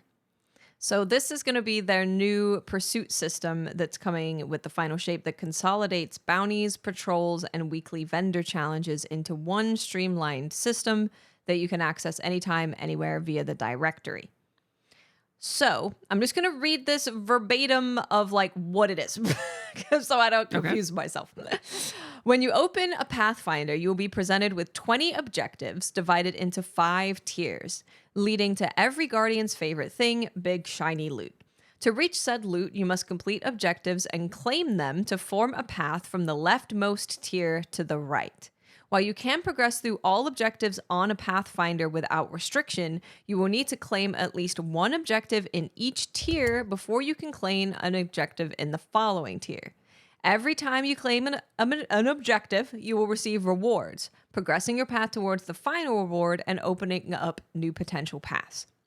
Building a path to the final reward allows you to claim it, and claiming the final reward opens a new opportunity to reset your Pathfinder.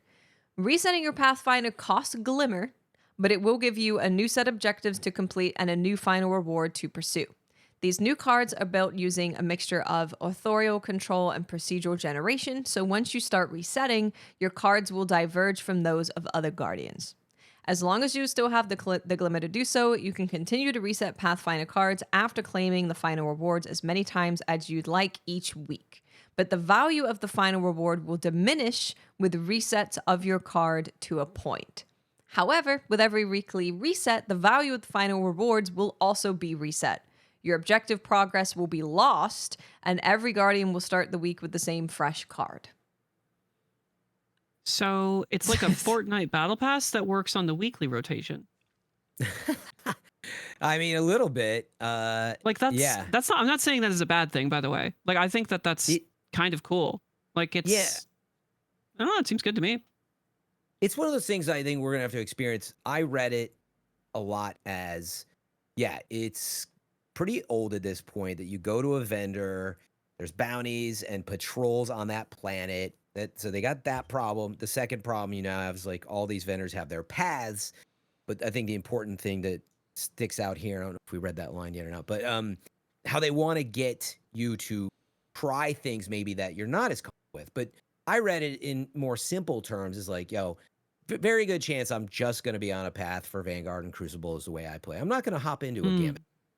But let's use that as the example, and they certainly do in the screenshot, is, okay, I'll play a round of Gambit if it means that I'm going to get this exotic reward. And I am using, there's 2 exotic drops that they say are within the Pale Heart completion path. Oof. Reward Pathfinder system. But anyway, so like I think when you look at that, there's something there. I'm definitely not going to go to the EDZ, right, and like find out bounties. I just will not be doing that. So I think solve those problems, put it in one place, but then maybe try to mix it up that gets more people to, maybe you're just a Crucible player, but now you're going to go in and try Onslaught or Nightfall. And like that, definitely I think there's something there because it means populating these lists in a smarter way versus like, I just want the sword from Vanguard. I don't care about Crucible. I'm not even playing one match.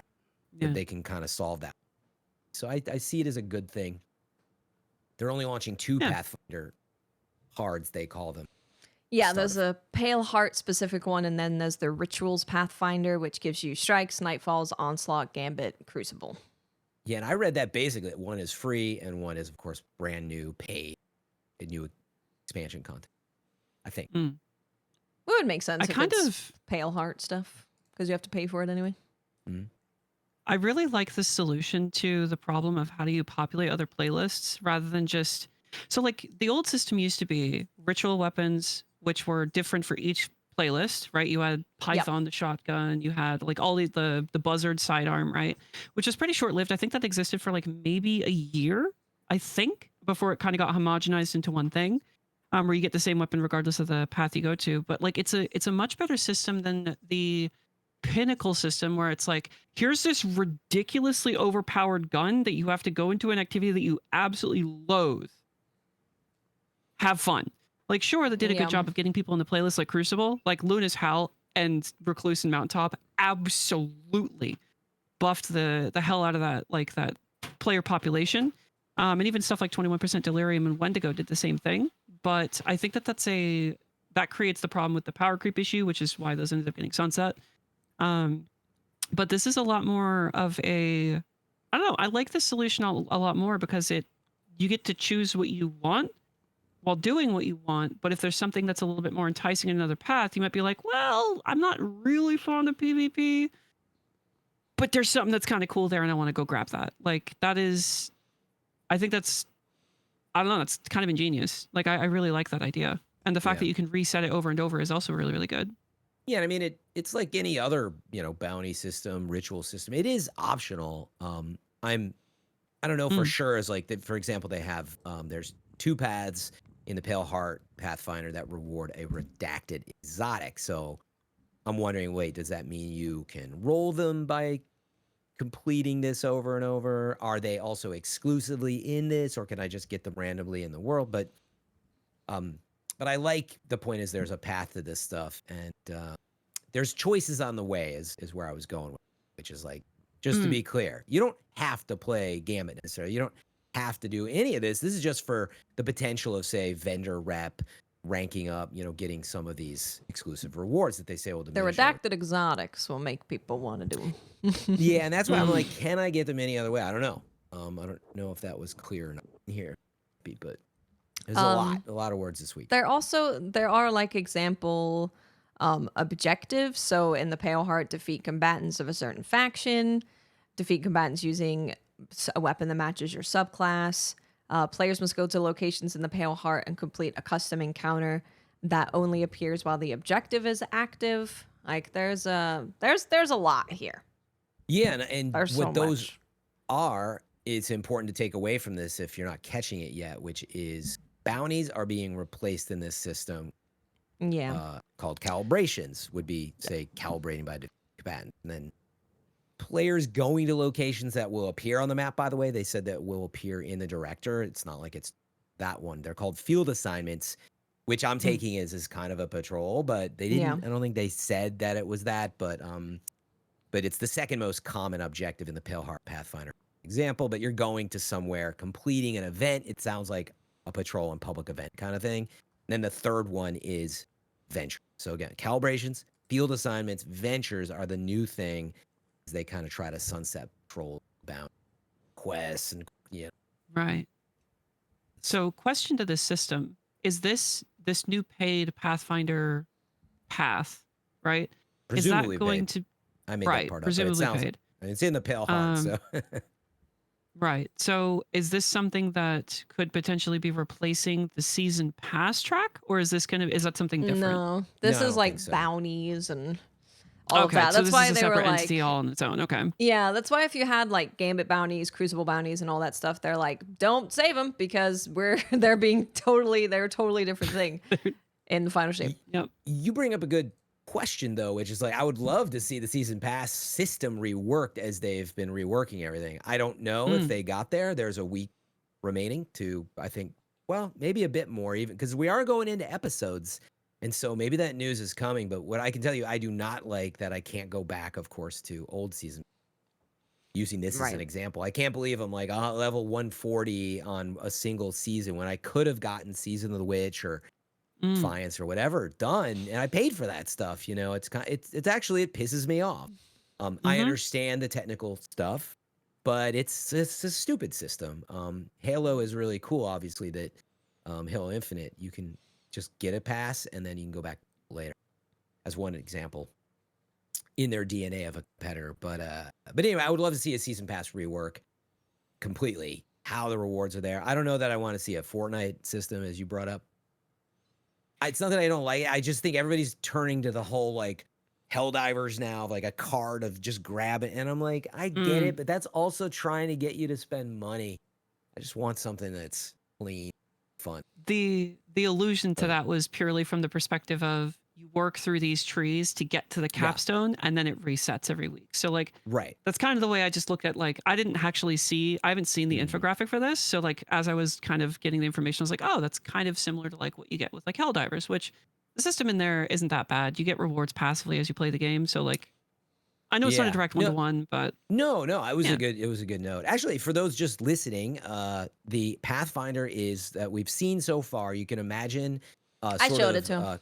Well, okay. But for those listening, a Spotify's constellation. broken. Yeah.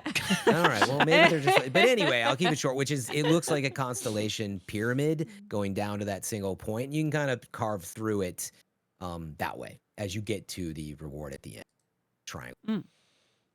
We must move on. Yes. So that was basically the TWAB. There's a lot of other stuff in there that's like, they break down the Pathfinder thing, like the objectives and the rewards and stuff. So if you are interested in those specifics, go and check them out. But we have still 9,300 words to get through. We have not made a dent in those words. I hope that's not true. Well, we're going to have to try and summarize. So the first of these articles was the Final Shape Abilities Tuning Preview. So this is a bunch of stuff that they're doing to the subclasses. I think I'll try and just go through what I think are the biggest ones, but like this is impossible. I think this alone is 7,000 words. Yeah, and I think it's fair to say too that we've got next week with some other returning guests to talk about this stuff that we want to hear their perspectives too. So it's not like we're not going to talk about it more. Yeah, we will definitely be talking about it more, because I know that Lego has been really excited about a bunch of changes. So I'm sure he's going to want to talk about the changes that he's looking forward to. But I'll start with just stasis and give you kind of a top level of it. They are adding frost armor, which is basically going to be the similar thing to having, you've got overshield, you've got the strand protection stuff, you got all that. They're adding that to stasis. So it's going to reduce PvE damage by 4.5% per stack, and from enemy players by 2% per stack. Cool. Yeah, I mean, that's interesting. It's a brand new keyword like Radiant. It is a and keyword, Frost yep. Armor.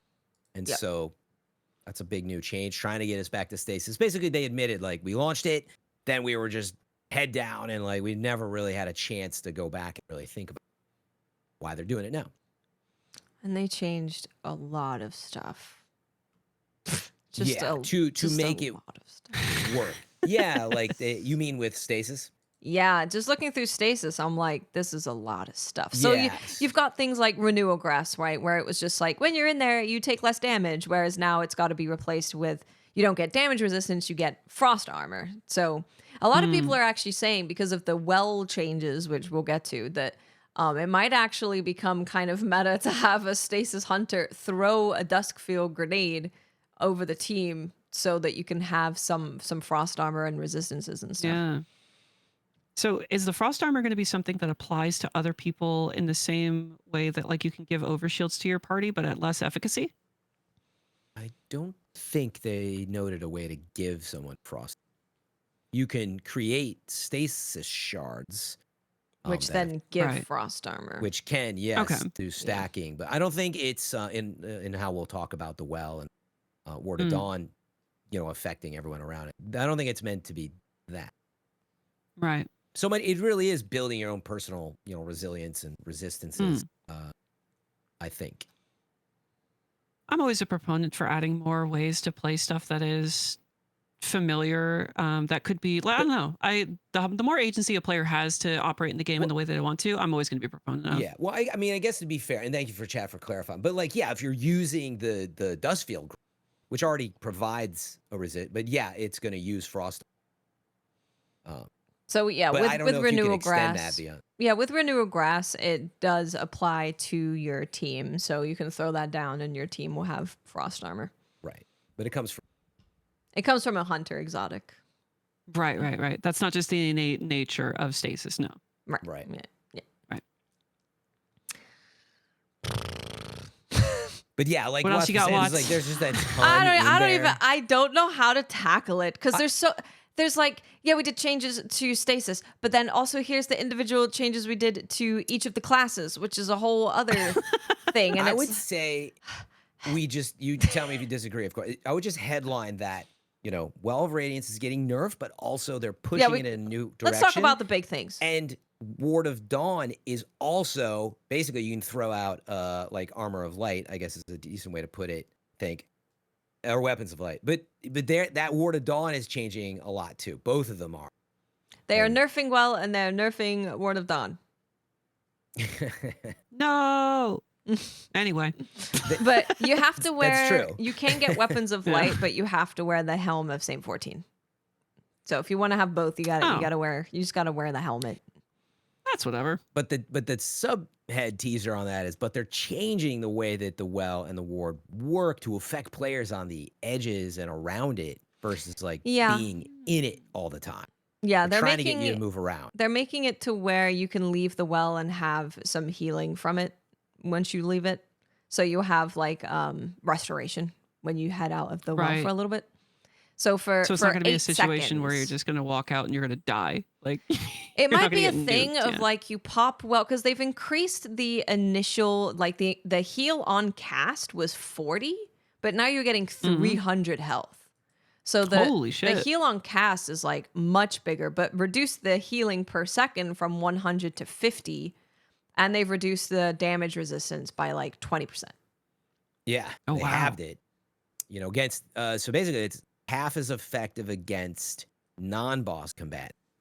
I think if I'm doing my math right, it's like 75% less effective against bosses. Against bosses, yep. To just stand there, it really only you're getting a 10% damage resistance versus boss combatant with the fun shape. I think it feels like the way that they've changed well is that they want people to be able to pop it if they're in danger and like survive by giving them that big boost of health. But they want it to be used where you can pop it and your team can go in and out of it to get that healing back and radiant back and all that stuff and then run around rather than just standing Yeah. in one spot in a well. Yeah, Well, I mean, it disincentivizes the whole like stack up on the well, do DPS thing. Yeah. Like Yeah. I personally love fighting Rolk without a well. Same. That shit is fun. Same. It is so fun. Stacking in a well in a clam, nah. And Yeah. like you if, know, When we got our clear, we were just running around like crazy, shooting rockets at stuff, trying to take him down. That was a lot more fun. as long as you shore up the other classes in a way that allows them to be not as efficient as a Well of Radiance, but is able to like, once you elevate that stuff to the point where it's like, okay, it's not unviable to take these other options and you're not just pigeonholed into just well. Like I don't know, like I said, more player agency, Yeah. I'm always going to be a proponent for. Even if that means nerfing the strongest thing. So yeah, like I think we have to make some assumptions that it's not gonna make things less fun and break things. There might be a little of that in there, but like I think it's great in practice because, like, in other words, oh, we got 2 wells. Do we need? I don't care what you bring. Just 2 wells is fine, or what? You know, that kind of thing we've been doing for so long. Like I don't care. Yeah, break and iterate from there. I think is a very good thing. And we're entering the 10th year. Like we need some new things to think about. So on that front, I think it's very good. In their words, they say they want to think about Well Radiance more, pushing it towards an offensive capability often. So there's, something there. Where Ward of Dawn, they say, is meant to be highly defensible.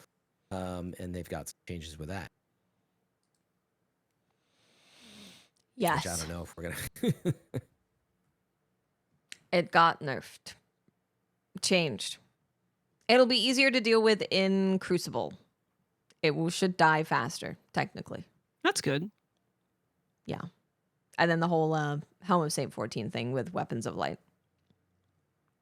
Yeah. Yeah, so they removed the general Armor of Light overshield, and it now will immediately apply a full Void overshield to the caster and the allies that enter the dome. Yeah. But if I skip ahead here, there is the near the dome effect. Allies near the Ward of Dawn dome will now have Void overshield trickled on over time. So there's a little bit of this, radiation that they say is similar to the volume behind a Bastion barricade, which I haven't really Oh, yeah. Yeah. experienced a ton myself because I'm not. It's quite a big range. Yeah. Yeah. And then they say that the Ward of Dawn caster can now generate additional orbs of power by defeating enemies with melee attacks in or near that Ward of Dawn dome. So trying to like be an Go orb punch. generator. Yo, imagine you're wearing Alpha Loopy as a Titan. You see the tether go out. All the thralls get sucked in. You drop the bubble. Bam, bam, bam, bam, bam. Just shitting out orbs. That would be a lot of orbs, yeah. Orpheus rig tether plus that? Everybody got full super. I think the next big, obviously, like there's a lot of big changes, but I think the next big one was to Strand, because they kind of just like pooped all over Strand Hunter. They reduced the detonation volume of Ensnaring Slam. They made Threaded Spike do less damage. You can no longer grapple and then shoot and then grapple melee. Yeah, so they did a lot with that. Weaver's Call, they added a new behavior to it. Defeating a target with strain damage now has a chance to generate a perched threadling, so that should give you like a bit more of an interaction with your perched threadling builds. Yeah. Oh, Banner of War. That's another one that got nerfed. That was a big thing that people were using on Strand Titan. So it now reduced the maximum timer from 30 seconds to 24. Melee, glaive melee, and super damage bonus now have diminishing returns with Syntheseps. Melee and glaive damage, melee damage bonus now have diminishing returns with Warm God Caress as well. And then they also reduced the forward offset from melee lunge target point from 0.4 meters to 0.18. I don't know what that means. The range got nerfed by 3/4, so you have to be close to the target to actually get the melee off. There you go. For it to auto track to the Bing thing. bang bong. That is Which, all dude, of the you're in ability melee, tuning. It's all of it, guys. You're in it- melee. It Every doesn't matter. single As thing. I think is Watts just illustrated for you. There's a reason why we're not going to read everything. There's so Yeah. much. So that's your homework. But honestly, I was like, it is a bit of an excuse, but it's also true. Is like everybody's still processing this. There's a lot of really smart people out there that are going to make Mm. Yeah. tons of YouTube videos over the next week. We're going to be able to process all that. We're going to, of course, over the next many weeks be talking about, but I'm no doubt it'll probably come week. Yeah, and Clarity, but Yeah. Go ahead. I've heard Lego cooking on Twitter about all of the There you different go. builds he wants to do and the different things from all of this information. So I think we'll get some pretty good, at least from things that he's interested in. And I think that's exactly the way that maybe you want to tackle this much information is look at the stuff that is things that you tend to use. So if you want to just read all of the Hunter news, read all of that. If you want to use all the Titan news, you can read all of that. Look around and see what people are mentioning that are the big changes. Because, yeah, you've got stuff like Glacier Grenade Ring now forms over 0.27 seconds rather than instantly. Like, it's a lot of that stuff throughout the whole thing, which is, it's very detailed. And I appreciate the information from Bungie, but to give it to you guys, and even if we spent, this whole thing could be the whole 2-hour podcast. Is this and I mean, ability thing. if you're doing worlds first, I think that it's important. You're going to have to digest it. This is their like, look, this is what you want to do. You want to compete at this level. Go read, go think about how all of this is going to change everything you were thinking with your teams. And like, I think, as a good little last minute flag on the play from them, and they're giving you a heads up as best they can. But if I may dare, Destiny, like, we're trained to be like, okay, how's it changed? I have to be the smartest player on the field. Like, I don't feel, but just to exaggerate, just go play Final Shape and experience it and be like, oh, that's crazy. The smoke bomb is now like ticking damage. Like, do you even notice these changes? You might enjoy that. I'm just putting it out there. Like, you might just don't do the homework and just play it and enjoy like making new builds based on the gameplay experience. Is honestly like a really fun way to play. You might think of it that way. That's all I'm gonna say. To echo that, I think that like it always sucks to have something that you love, like a playstyle that you love, nerfed or removed. Like I had a playstyle with Warlock with Lumina that I loved before Beyond, was it Beyond Light? I think it was Beyond Light, before Beyond Light dropped. And it always sucks to see those things go. But in the changes with stuff that like people are very, very attached to and like they love, I hope that the people are able to find something that is either just as good and allows them to fall in love with that subclass again in that way, or the other options opening up allows you to find a new avenue where it's like, oh shit, I actually really like this over this other thing that I used to be doing. And when you look at all these changes, like it's easy from the competitive nature that kind of is present in video gaming to be like, I have to be the best. If I'm not the best, then I might as well not even play. Yeah. At the core of it, just have fun. Just have fun. It doesn't matter what the best is unless you are competing at the top level. Everything in this game is doable with green weapons that you get from the start of the game. I will stand by that statement until I freaking die. Everything is doable with Kavah stuff. All right? I was on board Everything. until that, but Everything. Listen, No, I did prof back in the day when that shit first dropped. I did it. It sucked. It took a long time, but it's doable, and that's the point. yeah, no, I mean, Just same. Have fun with page. what you love. I mean, again, that was my point. Is like the game is not Yeah. meant to be read like this and then played. Of course, you're listening to a Destiny podcast, so of course it's relevant. But we'll talk about it more. I know we're moving on. This is not an update. It's a question to you guys if you have an answer. I don't understand why I can't throw a smoke while I'm using the glaive as a hunter. The same And I bring reason this- I can't grapple and throw my threaded spike and then grapple melee. All right, you're Exact- not allowed why? to. I mean, mouse They and took keyboard, that away we from got me. enough That made me really keys. sad. But you can't. It drives me nuts as like a void glaive player. But one of the updates was glaive melee attacks can now apply stylish execution weakened. So I That was is like, nice. that's great. And then I was like, Oh. but I can't throw my smoke. It's the worst feeling Well, in the Fran, world. I've Please. always said that, like, if I as a player am willing to change my melee same for input swords. to be like separating Yeah. powered melee to regular melee, then allow me to just do whatever I want. And that's what I Mhm. did, Watts. I think you did too, right? did, got yeah. tired of accidentally punching and accidentally. Anyway, lots of changes. Now it's time for exotic changes. No. Hooray! Baby. And just guys, I do want to tell you all of this information that is coming out, but I think it will be good to have next week when we can have everyone who has had time to digest it and think of fun builds that they're excited about, and then we can talk about it in the context of that. So I'll tell you something I'm excited about on the Dragon Shadow change. They've updated it to trigger its effects when you use Ensnaring Slam or the new Ascension Arc aspect. That's exciting. Maybe we'll finally get an ornament. Probably not. I don't play a hunter, so this is just like, oh, okay, cool. It was I an hope That's exotic. the other issue. It's an exotic that would only work when you would dodge. And it was like a dodge-based Right. exotic. So if you used any of the other things in the hunter kit that wasn't a dodge, you just couldn't use the exotic. You couldn't. It just make use of wasn't right. Okay. Yeah, so it's Well, there you go, hunters. Yay. Star Eater Scales got nerfed. Bye-bye. That was a big Okay. one. Titan.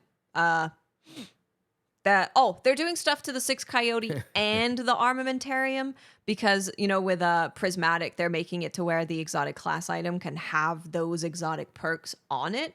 So they need it to be like, well, we can't just have people be like, I'm never going to use 6 Coyote or Armamentarium ever again. So they've made it to where it was updated, both 6 Coyote and Armamentarium, with an additional benefit beyond granting a second grenade charge. It now creates orbs of power from grenade final blows. And 6 Coyote creates orbs of power after you dodge. So it enables you to kind of use a different Wow. mod on your class item. That's the hunter one is wild. That's actually really good. That would be nice. Yeah. I think 6 Coyote might be really fun. Make orbs. 'Cause the and then you can orbs make would be builds left- with the orbs. Yeah, the orbs would be left behind where you dodged at. Whereas like with the Titan, they're gonna be farther away, so they might On not the necessarily grenade, roll yeah. to you. Yeah. That's cool. I want to pair that with something like dance machines, but you can't, but whatever. Like, just it'd be fun. That would be fun. What else were big ones, The- guys? What was the big biggest exotic? What's the biggest? News for me paging through Big this news. is exotic armor can now be upgraded after it's been fully masterworked to grant an artifice mod slot. That is the biggest news. Yeah, Finally. comes at the Yeah. cost of an exotic cipher and Finally. 10,000 glimmer. Oh no! But yeah, the cipher's expensive. That's awesome though, because like it is hard to get. I mean, it just takes time to get artifice armor that you like. So we all are going to be using an exotic, and to not have a slot with that, that's huge. That is huge. Mm, Yeah, that's a big deal. I'm very happy that they added something like that. it's great. Yes. That honestly, that's Send the most tweet, dude. That's That just really great. is that again, it's like, yeah, if you Simple. only play a warlock, you've never played a hunter or titan in your life, you probably don't care to read what's happening to Ursa Furiosa. Well, I care, so I'm gonna go read it myself. And yeah, like I said, Lego is a madman, an actual mad scientist in his lab right now about some stuff that's in here. So I'm looking forward to hearing what Lego thinks about some of this stuff. They did nerf Sunbracers. That was another big one. They reduced the increased solar grenade duration from 4 seconds to 2 and reduced its grenade recharge rate to allow a max of 4 grenades while the effect is active. So people were upset about that because they're like, Sunbracers performed really well this season, but it's a solar season. So people are like, I mean, obviously. But That yeah, means I can't make the ceiling lava anymore. No. less lava. Yeah. Dang it. If you raid a lot, they've removed all mod energy from the raid's armor mods because, like, Good. yeah, it's kind of pain to use otherwise. That is good. Good. Yes. That's something. You should be able to use your raid armor mods more. I was hoping they were going to say we've created a way to use raid armor mod any armor. I don't think that's what it is, but I mean I get it, but like meaning you kind of have a crappy roll of raid armor. What's the likelihood to put that? Use the mod that you got. Kind of. Yeah, this is my first- nice. You know? It is nice that you still- can fit them into your loadout rather than being like, I'm never going to do that because it's going to destroy my build. Mm-hmm. Yep. We did it! Yeah. Wow. We covered all 10,000 words. Yeah, don't worry, guys. Didn't If skip a you beat. really want to get into the nitty gritty, I think Lego will be a perfect person for that. And he's going to have a whole week to think about all the madness he wants to cook up. So That little bit at the end with the mods kind of has me thinking back to the days of Garden of Salvation when everybody's like, we're going to do the tether strat. Everybody put on your tether mods. It's like, Yeah, oh, yeah. shit, I don't want to ruin my I build. refuse to do that. I believe. remember. Was that the strat? And then I got in an argument with Taft and Briar or something. I was like, guys. there like, was a lot of argument between we just- rebuilding the floor, not Oh, rebuilding that's the what floor. it was. It was building the floor. Okay, it wasn't Yep, tether. yep. No, It was building the floor. building the floor. Oh, we had so much fun. I couldn't remember, but I remember 14 hours in arguing. Guys, can we just? I don't want to build the floors. It's like, I don't care what we do, guys. Like, just just do pick. whatever you can survive doing. Okay, if you can build the floor, that's great. If Exactly. you can't, then that's also fine. As long as you don't Exactly. die. Is it Stop a- dying. So fun. Is it Those a were the hot days. take that Garden of Salvation is a supremely underrated raid? Probably. Yeah. I don't see many I've people always running liked the it. vibe of it. I know some people don't for whatever reason, but I've actually always enjoyed it. Like I think Garden is like both like feel and mechanic wise. I love it. I love it. I adore it. I think it's awesome.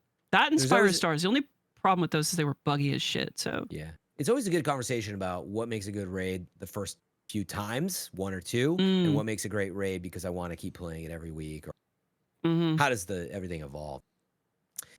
Are we gonna touch on any questions at all? Or Yeah, we can do save? some quick questions. We can do some Yeah. quick ones because I think there were some good ones in here. Okay. So we have a question from Zabe who says, "Is it just me, or does it seem like it's going to be even more convoluted? Do you think this will push people away?" I think they're talking about like Pathfinder and just in general. I think that I think Bungie tends to do a thing where when they change something, they're like, let's make it supremely complicated. Let's add more currencies. Let's add more boxes. Let's add more maps. More. They add more of everything to pretty much everything they do instead of trying to make it more simple. look at transmog. You got to get the strands to get the chords to get the filters to Right? get the transmog, but you got to redeem it on the character to get the thing. Yeah. They could have just been like, yeah, you just buy it in the store. You just Get do it a in the store. bounty and Yep. then you get a thing and now you can unlock it. There you go. Bada bing, bada boom. But no, you need like 3 different materials. Like, yeah, that's it's a good also example. a byproduct of a 7 or 8 year old game or 10-year-old It is. game, no matter how many. No, times you absolutely, look at it. yeah. True. Like when you're updating a game, it gets very bloated because you can't just do everything all at once and say, guys, we're going to take 2 years off to just like fully flesh out everything and get it set up the way we want it to. They have to do it all on the fly. So, yeah. It is convoluted. Do I think it can push people away? I've kind of seen it a little bit from people that are trying to return for the final shape. People feel just very lost in general. They're lost Yeah. about how to play the game, what to buy for the game when they're in the game. They're like, how do I get this? And people are like, well, let me tell you. This is what you have to do. And they go through like a bunch of different steps. So I think it does make it hard for players to return because you're already looking at having to get new weapons and new exotics and make a new build and get your head around that. And now you're having to get your head around all this other stuff. There's a lot. There's a lot of systems. We I have think that's just largely like the worst part of the Destiny experience is that initial like, here's the dissertation that you need to learn in order to play the game. It's like, well, yeah. like you don't need it, but like it definitely elevates your ability to actually enjoy the game when you know what the does. hell's going on. Yeah, the game is not super fun when you don't really know how to get this thing. You don't know how the new exotic system is going to work. You don't know how Pathfinder works. You don't know how any of like the upgrading armor. You don't know how any of it works, and it does make it harder to enjoy it for sure.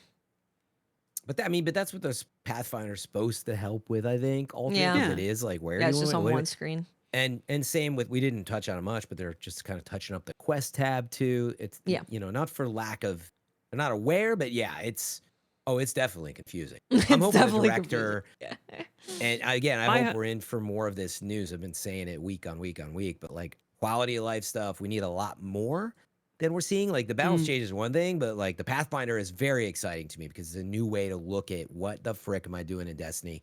So all around, like going between menus and like Fireteam Finders out there now, like great, but it also feels beta. And anyway, I do hope there's even more quality of life stuff.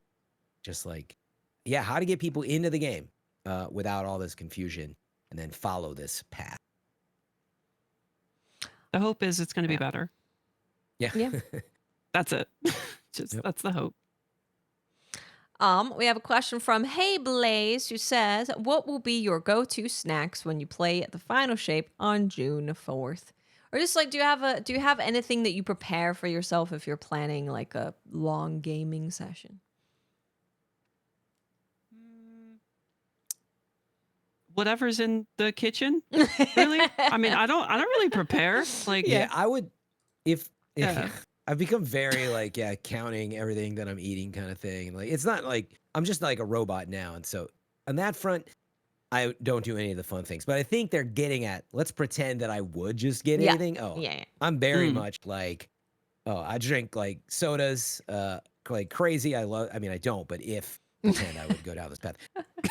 Definitely like anything flaming hot snacks. I know they're messy, so you're gonna have to use chopsticks probably, but with the lime, oh my god, flaming hot! Oh, kill me, dude! Flaming hot Cheetos with lime are just You know, in other countries, they're not flaming hot Cheetos aren't red. Really? Yeah, because the red dye is illegal. Can't put. Did you know that imported flaming hot Cheetos in Australia are $16 for a small bag? Oh lordy! Oh my god! Yeah. Yep. Jeez. How much are they normally? I know they're not 16, but how much of an increase like is maybe like $3, maybe. I would also pulling throw out a out mortgage for Cheetos. Hot Pockets, Bagel Bites, pizza rolls, big time. Definitely pints of ice cream, and probably that. And then like being smart about you probably want to prep a few like like stir fry like that's just ready to go in a bowl that you microwave that only takes like 10 minutes. Dude, get Factor. Get you some Factor. Yeah, there and you go. You can have like a nutritious meal. Just throw in the microwave. My typical go-to. Sorry, Watts. Go ahead. I was gonna say I've been pre-making salads. They just throw the salad in a bowl, eat it. Also, having just rice in the rice cooker is really good. Yes, that actually is super smart. Because I'm the type of person Very like, smart. I'll just put soy sauce or like something on there or nothing even. Some salt. You can have the furikake, the rice topper stuff. It's great. I wasn't familiar. That was the name of it. Rice furikake. Yeah, I just get like a little bowl of like blueberries and like cashews and stuff. Blueberries are great. I'm old and I don't like sweet foods anymore. Dude, I had a little bit of a nostalgia moment the other day because I saw Mambas at the counter, like the Starburst, like those like chewy fruit candies, right? Oh yeah, I was like, saw some Mambas, and I was just like, ooh, yeah. I ate the entire bag, and my mouth was raw at the end of it, and I was like, yeah, that's rough. I'm not gonna eat this again.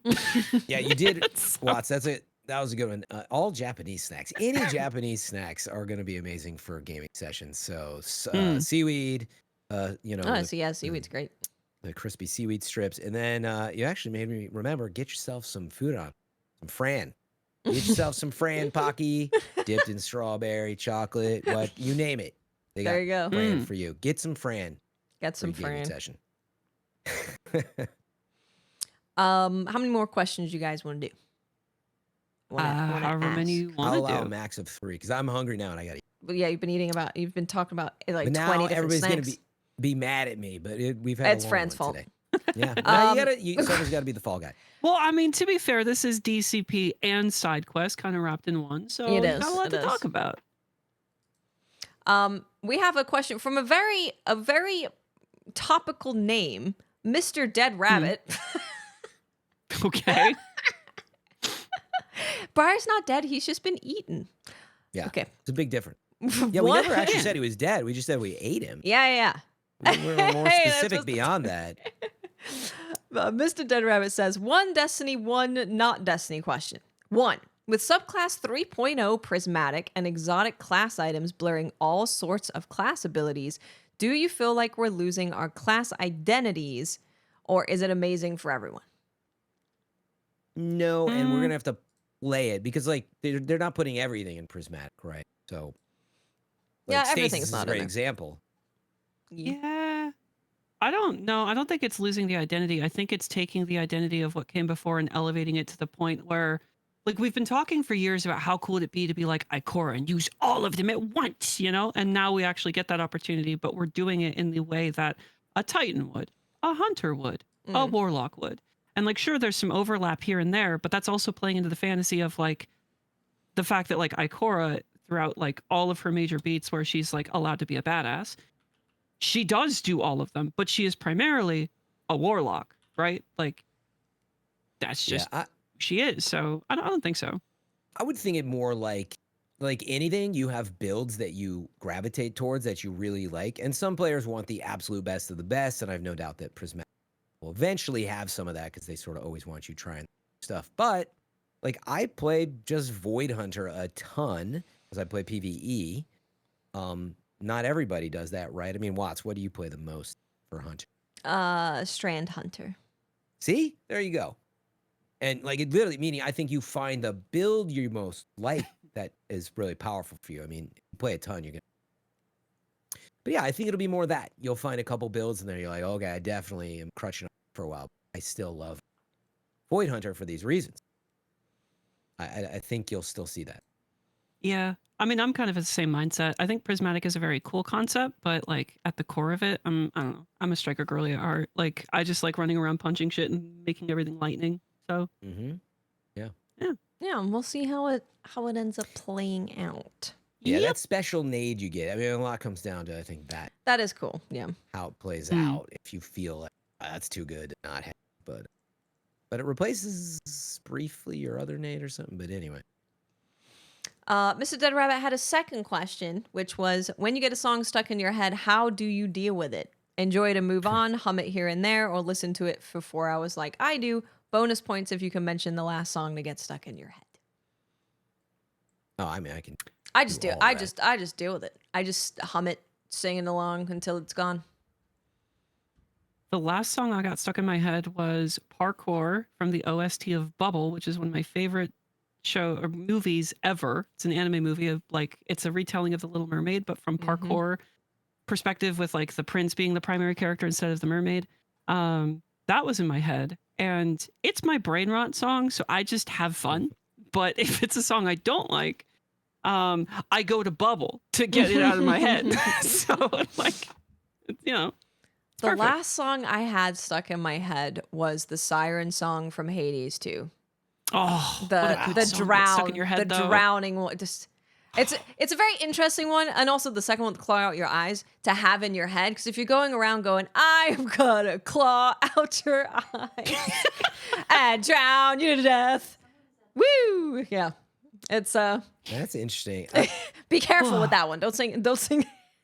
Sing What's it with your your serial inside killer voice. arc? Let's go. Inside voice. Yeah, my They're music so is good though. Oh my god. like energy driven. Go get out of the house, get to the gym, and then I have like that's where I listen to most of my music. Like I'm riding my bike to the gym, I'm at the gym, so it's all high energy stuff. But in other words, I cycle through a lot, so it could be anything. But actually, the latest, and it was a viral trend as well. I like the way you kiss me by Artemis. It's like boom, boom, boom, boom, boom. It starts off with this little bass beat, and then just like I like the way you kiss me is the first and the name of the song. But it was all over TikTok, Instagram, too. It's still in my.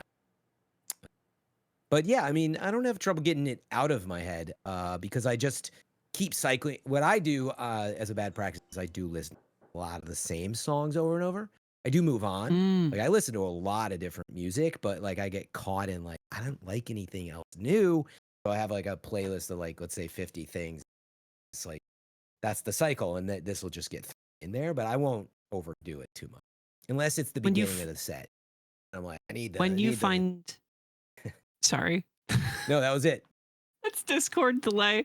When you find a song that you like, though, do you listen to it on repeat until you want to vomit? Well, no, like I said, I listen to it a lot. I will repeat it. I do. Like I'm like using the example. I'm like Right. on my bike and I like did a few times in a row, but then I'll let it move on Mm. in this playlist. But then I get to the gym and I can pop it in because it's my first set and then I let it move Right, on. But right, then right. so it's for me, it's more like I hook back to it. And I hook back to Okay. it. So I maybe that helps me not like absolutely hate it. So yeah. I used to do what you're talking. I would just like play it up. You know, like it's now I hate it. I don't want to listen to it. We have a question from Mr. Hugo Rune, who says, Hugo's Life Questions number 9. I was invited to a barn dance in the middle of the Arizona desert and got set up with a blind date who'd never drank before. On the bus ride, Mhm. she peed into a glass and ejected the contents from the moving bus window. What's the worst date you've had? By listening to it. You know, like there's part of me that's like, I understand the practicality, but like, I just like she I really get had it, to 'cause, go, like, man. We had to go. like if you're really desperate, you just do what you got to do. But like at She the same didn't time, it's like, pee on herself on the bus seat, so you know, props for that. But actually, you probably should have given the person a heads up. I don't know if they did. It Excuse, sounds like I'm they just did it. just letting you. I'm about to pee in a bottle. Yeah, but Okay. explain that you understand that this is maybe for Apparently they reasons were this is out of drunk. character. It was their first time okay. drinking. They haven't really Like- drank before, Oh, and then well, they that's peed your in a bottle. fault. I'm gonna say that's I you mean- let them get to that. I don't know. But I didn't know that they drank it after never drinking, and They don't didn't drink very catch much. No. That was why they. I can't judge. I can't judge that. As far as the worst date I've been on, I don't know. I don't really know. Most of the either. people that I've been on a date with have been pretty hinged. So Mm. it's, I don't know, the worst is like, I don't know, they were boring to talk to. Yeah, Right, exactly. yeah, Like, I'm you guessing just want to get out of there. That's the only thing I can everybody's. think Yeah. of, right? Like, Is I like just want to go. you go on a date with some. It wasn't so. I think mine was. It wasn't even like a date. It was like a friend was going on a date and they wanted to bring their friend, and then I was invited to go along, and like so we ended up being on a date. But they just like, I don't know what it was, but they were just not. They were really not interesting. It was not. It was not. I was not good. I don't know if they were just really shy, but yeah, it just wasn't going anywhere, and I just wanted to leave. I wanted to go home. Yeah, I don't think I've wouldn't had be there anymore. anything like what was described, where you just had this like, holy crap, that Yeah, was dear bad. Lord. You know, that didn't go well. Like, I guess the only other thing would be like someone was like they weren't in, they were visiting, they weren't local to the area that we were in, and they were like, "Do you know where I can get Coke?" And I was like, "No, I don't know where." yeah. Which Yeah, like Albertsons. Yeah, that's like do your thing, but I was like, "Oh, well, no, I don't know where you'd get that." They knew you had. that is such a wild thing to ask for. It was, I was just like, no, Oh I- my god, I don't that's know. awesome. Do you know where I could go find an illegal drug dealer to find some cocaine? No. Are you a cop? No, I don't. Well, it's late. So we should probably That was go. only It's a good one, two. Anna. We gotta There do was one only two? more. I was technically- I was said one. a max of 3. Okay, max of 3. All right, I'm fine. I'm okay. Okay, from Blandy McBlanderson. What was the No, most I said man, it was supposed to still be a. what no, was go the ahead, most go ahead. I'm recent joking. time that you unexpectedly got really good service somewhere? Cell phone service? Like cell Like service, in a or restaurant. like a Like customer service. Let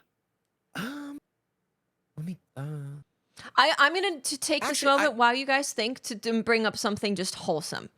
And it wasn't unexpected because I don't think I have one of those, but I'm always amazed and impressed by the service that my vet gives.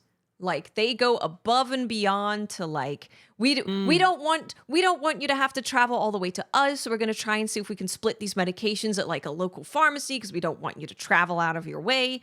Like giving personal phone numbers for when we went to Japan, so Bella could have a point of contact that's close by that is a vet. Like they always just go above and beyond, and they get paid hardly anything, and it's such a stressful job that if you ever go and see a vet, just tell them thank you a lot because I think dealing with people pet owners apparently is a pain in the ass, and they work very long hours and do not get paid very much. Fair. I had some salt mill pepper grinder issues that I was surprised that they were like pretty easy to get them returned and replaced. When you get that situation, that's usually when I'm like, how many hoops am I gonna jump through? I thought it was fair. I took a couple photos, explained what was happening, and instead of hey, send it back, which you sort of would expect, we were gonna send you a postage number and then you got to ship, and then we're just like, we're sending you, the replacement, and that was it. And it was good enough that I felt, I'm the consumer. I shouldn't feel this way, but I almost felt like, you want any more proof? It's like, because people could scam you. You're being so nice, So yeah, that was nice. So shout out to Peugeot. Very nice. Pepper. I guess for me, it's not so much a good service experience, but it's something that always makes me really happy. And it's whenever I get a tattoo or a piercing, and I'm really good with pain. Like it's whatever to me.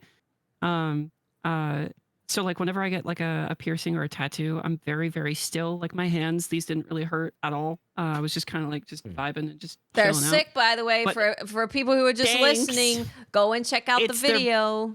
Explain them, They're please. blood-borne sick. tattoos. I got the Oh, that Beast is dope. rune with the Formless Odin and the Impurity rune on one hand, and then I have the Moon, Communion, and the Blood Rapture rune on the other. So I'm Wow. real good with visceral attacks now. Like that's how that works. But it's always the oh wow, you were really easy to tattoo or pierce. I'm just like, thanks. Like You're like, there, I know, but it's nice. It is nice to hear. like It is. it's like I don't know. It's like it unlocks that part of you. It's like, wait, do I have a praise kink? I don't, but like this feels really nice. Little endorphin kick. I always get happy when when the vets or whatever, like, Bella was so good. I'm like, oh, wonderful. Yeah. She was so You're a good good for pet us. mom. She ate really well. Yeah. Makes me happy. Well, there's your questions. I like that we've identified the DNA of tonight's DCP, which is salt, tattoo, and pets. Yes. Yep. Well, hey, I'll tell you that. So Bella has IBD. She has diabetes. She's got a bunch of stuff going on. She's got a bunch of allergies. And the vet has said that normally they don't see test results go the way that Bella's have. They normally end up just going, a not so great way. But because of the care we have given her, her recent test results were like, everything's perfect. So Nice. it really does make a good difference shit. if you can learn everything about, I'm sure it's the same for kids. If you can learn everything about like their medical things and you really understand it, you can really make a difference in their life. That's why I don't have pets. I love pets, but I can't even beat Horizon. So I'm just trying to focus my time. All right, friends got the rest of Briar to eat. Yeah. We So- do. We do. Thank you guys so much for watching the podcast. Rin, where can people find you on the internet? Twitch.tv is where I mostly sit. Rin_Vixen. I am going to be going back there right now. So, Ooh. which doesn't really work if you're in the not live format, but like whatever. Go check out Rin. Rin_Vixen. That's where I'm at.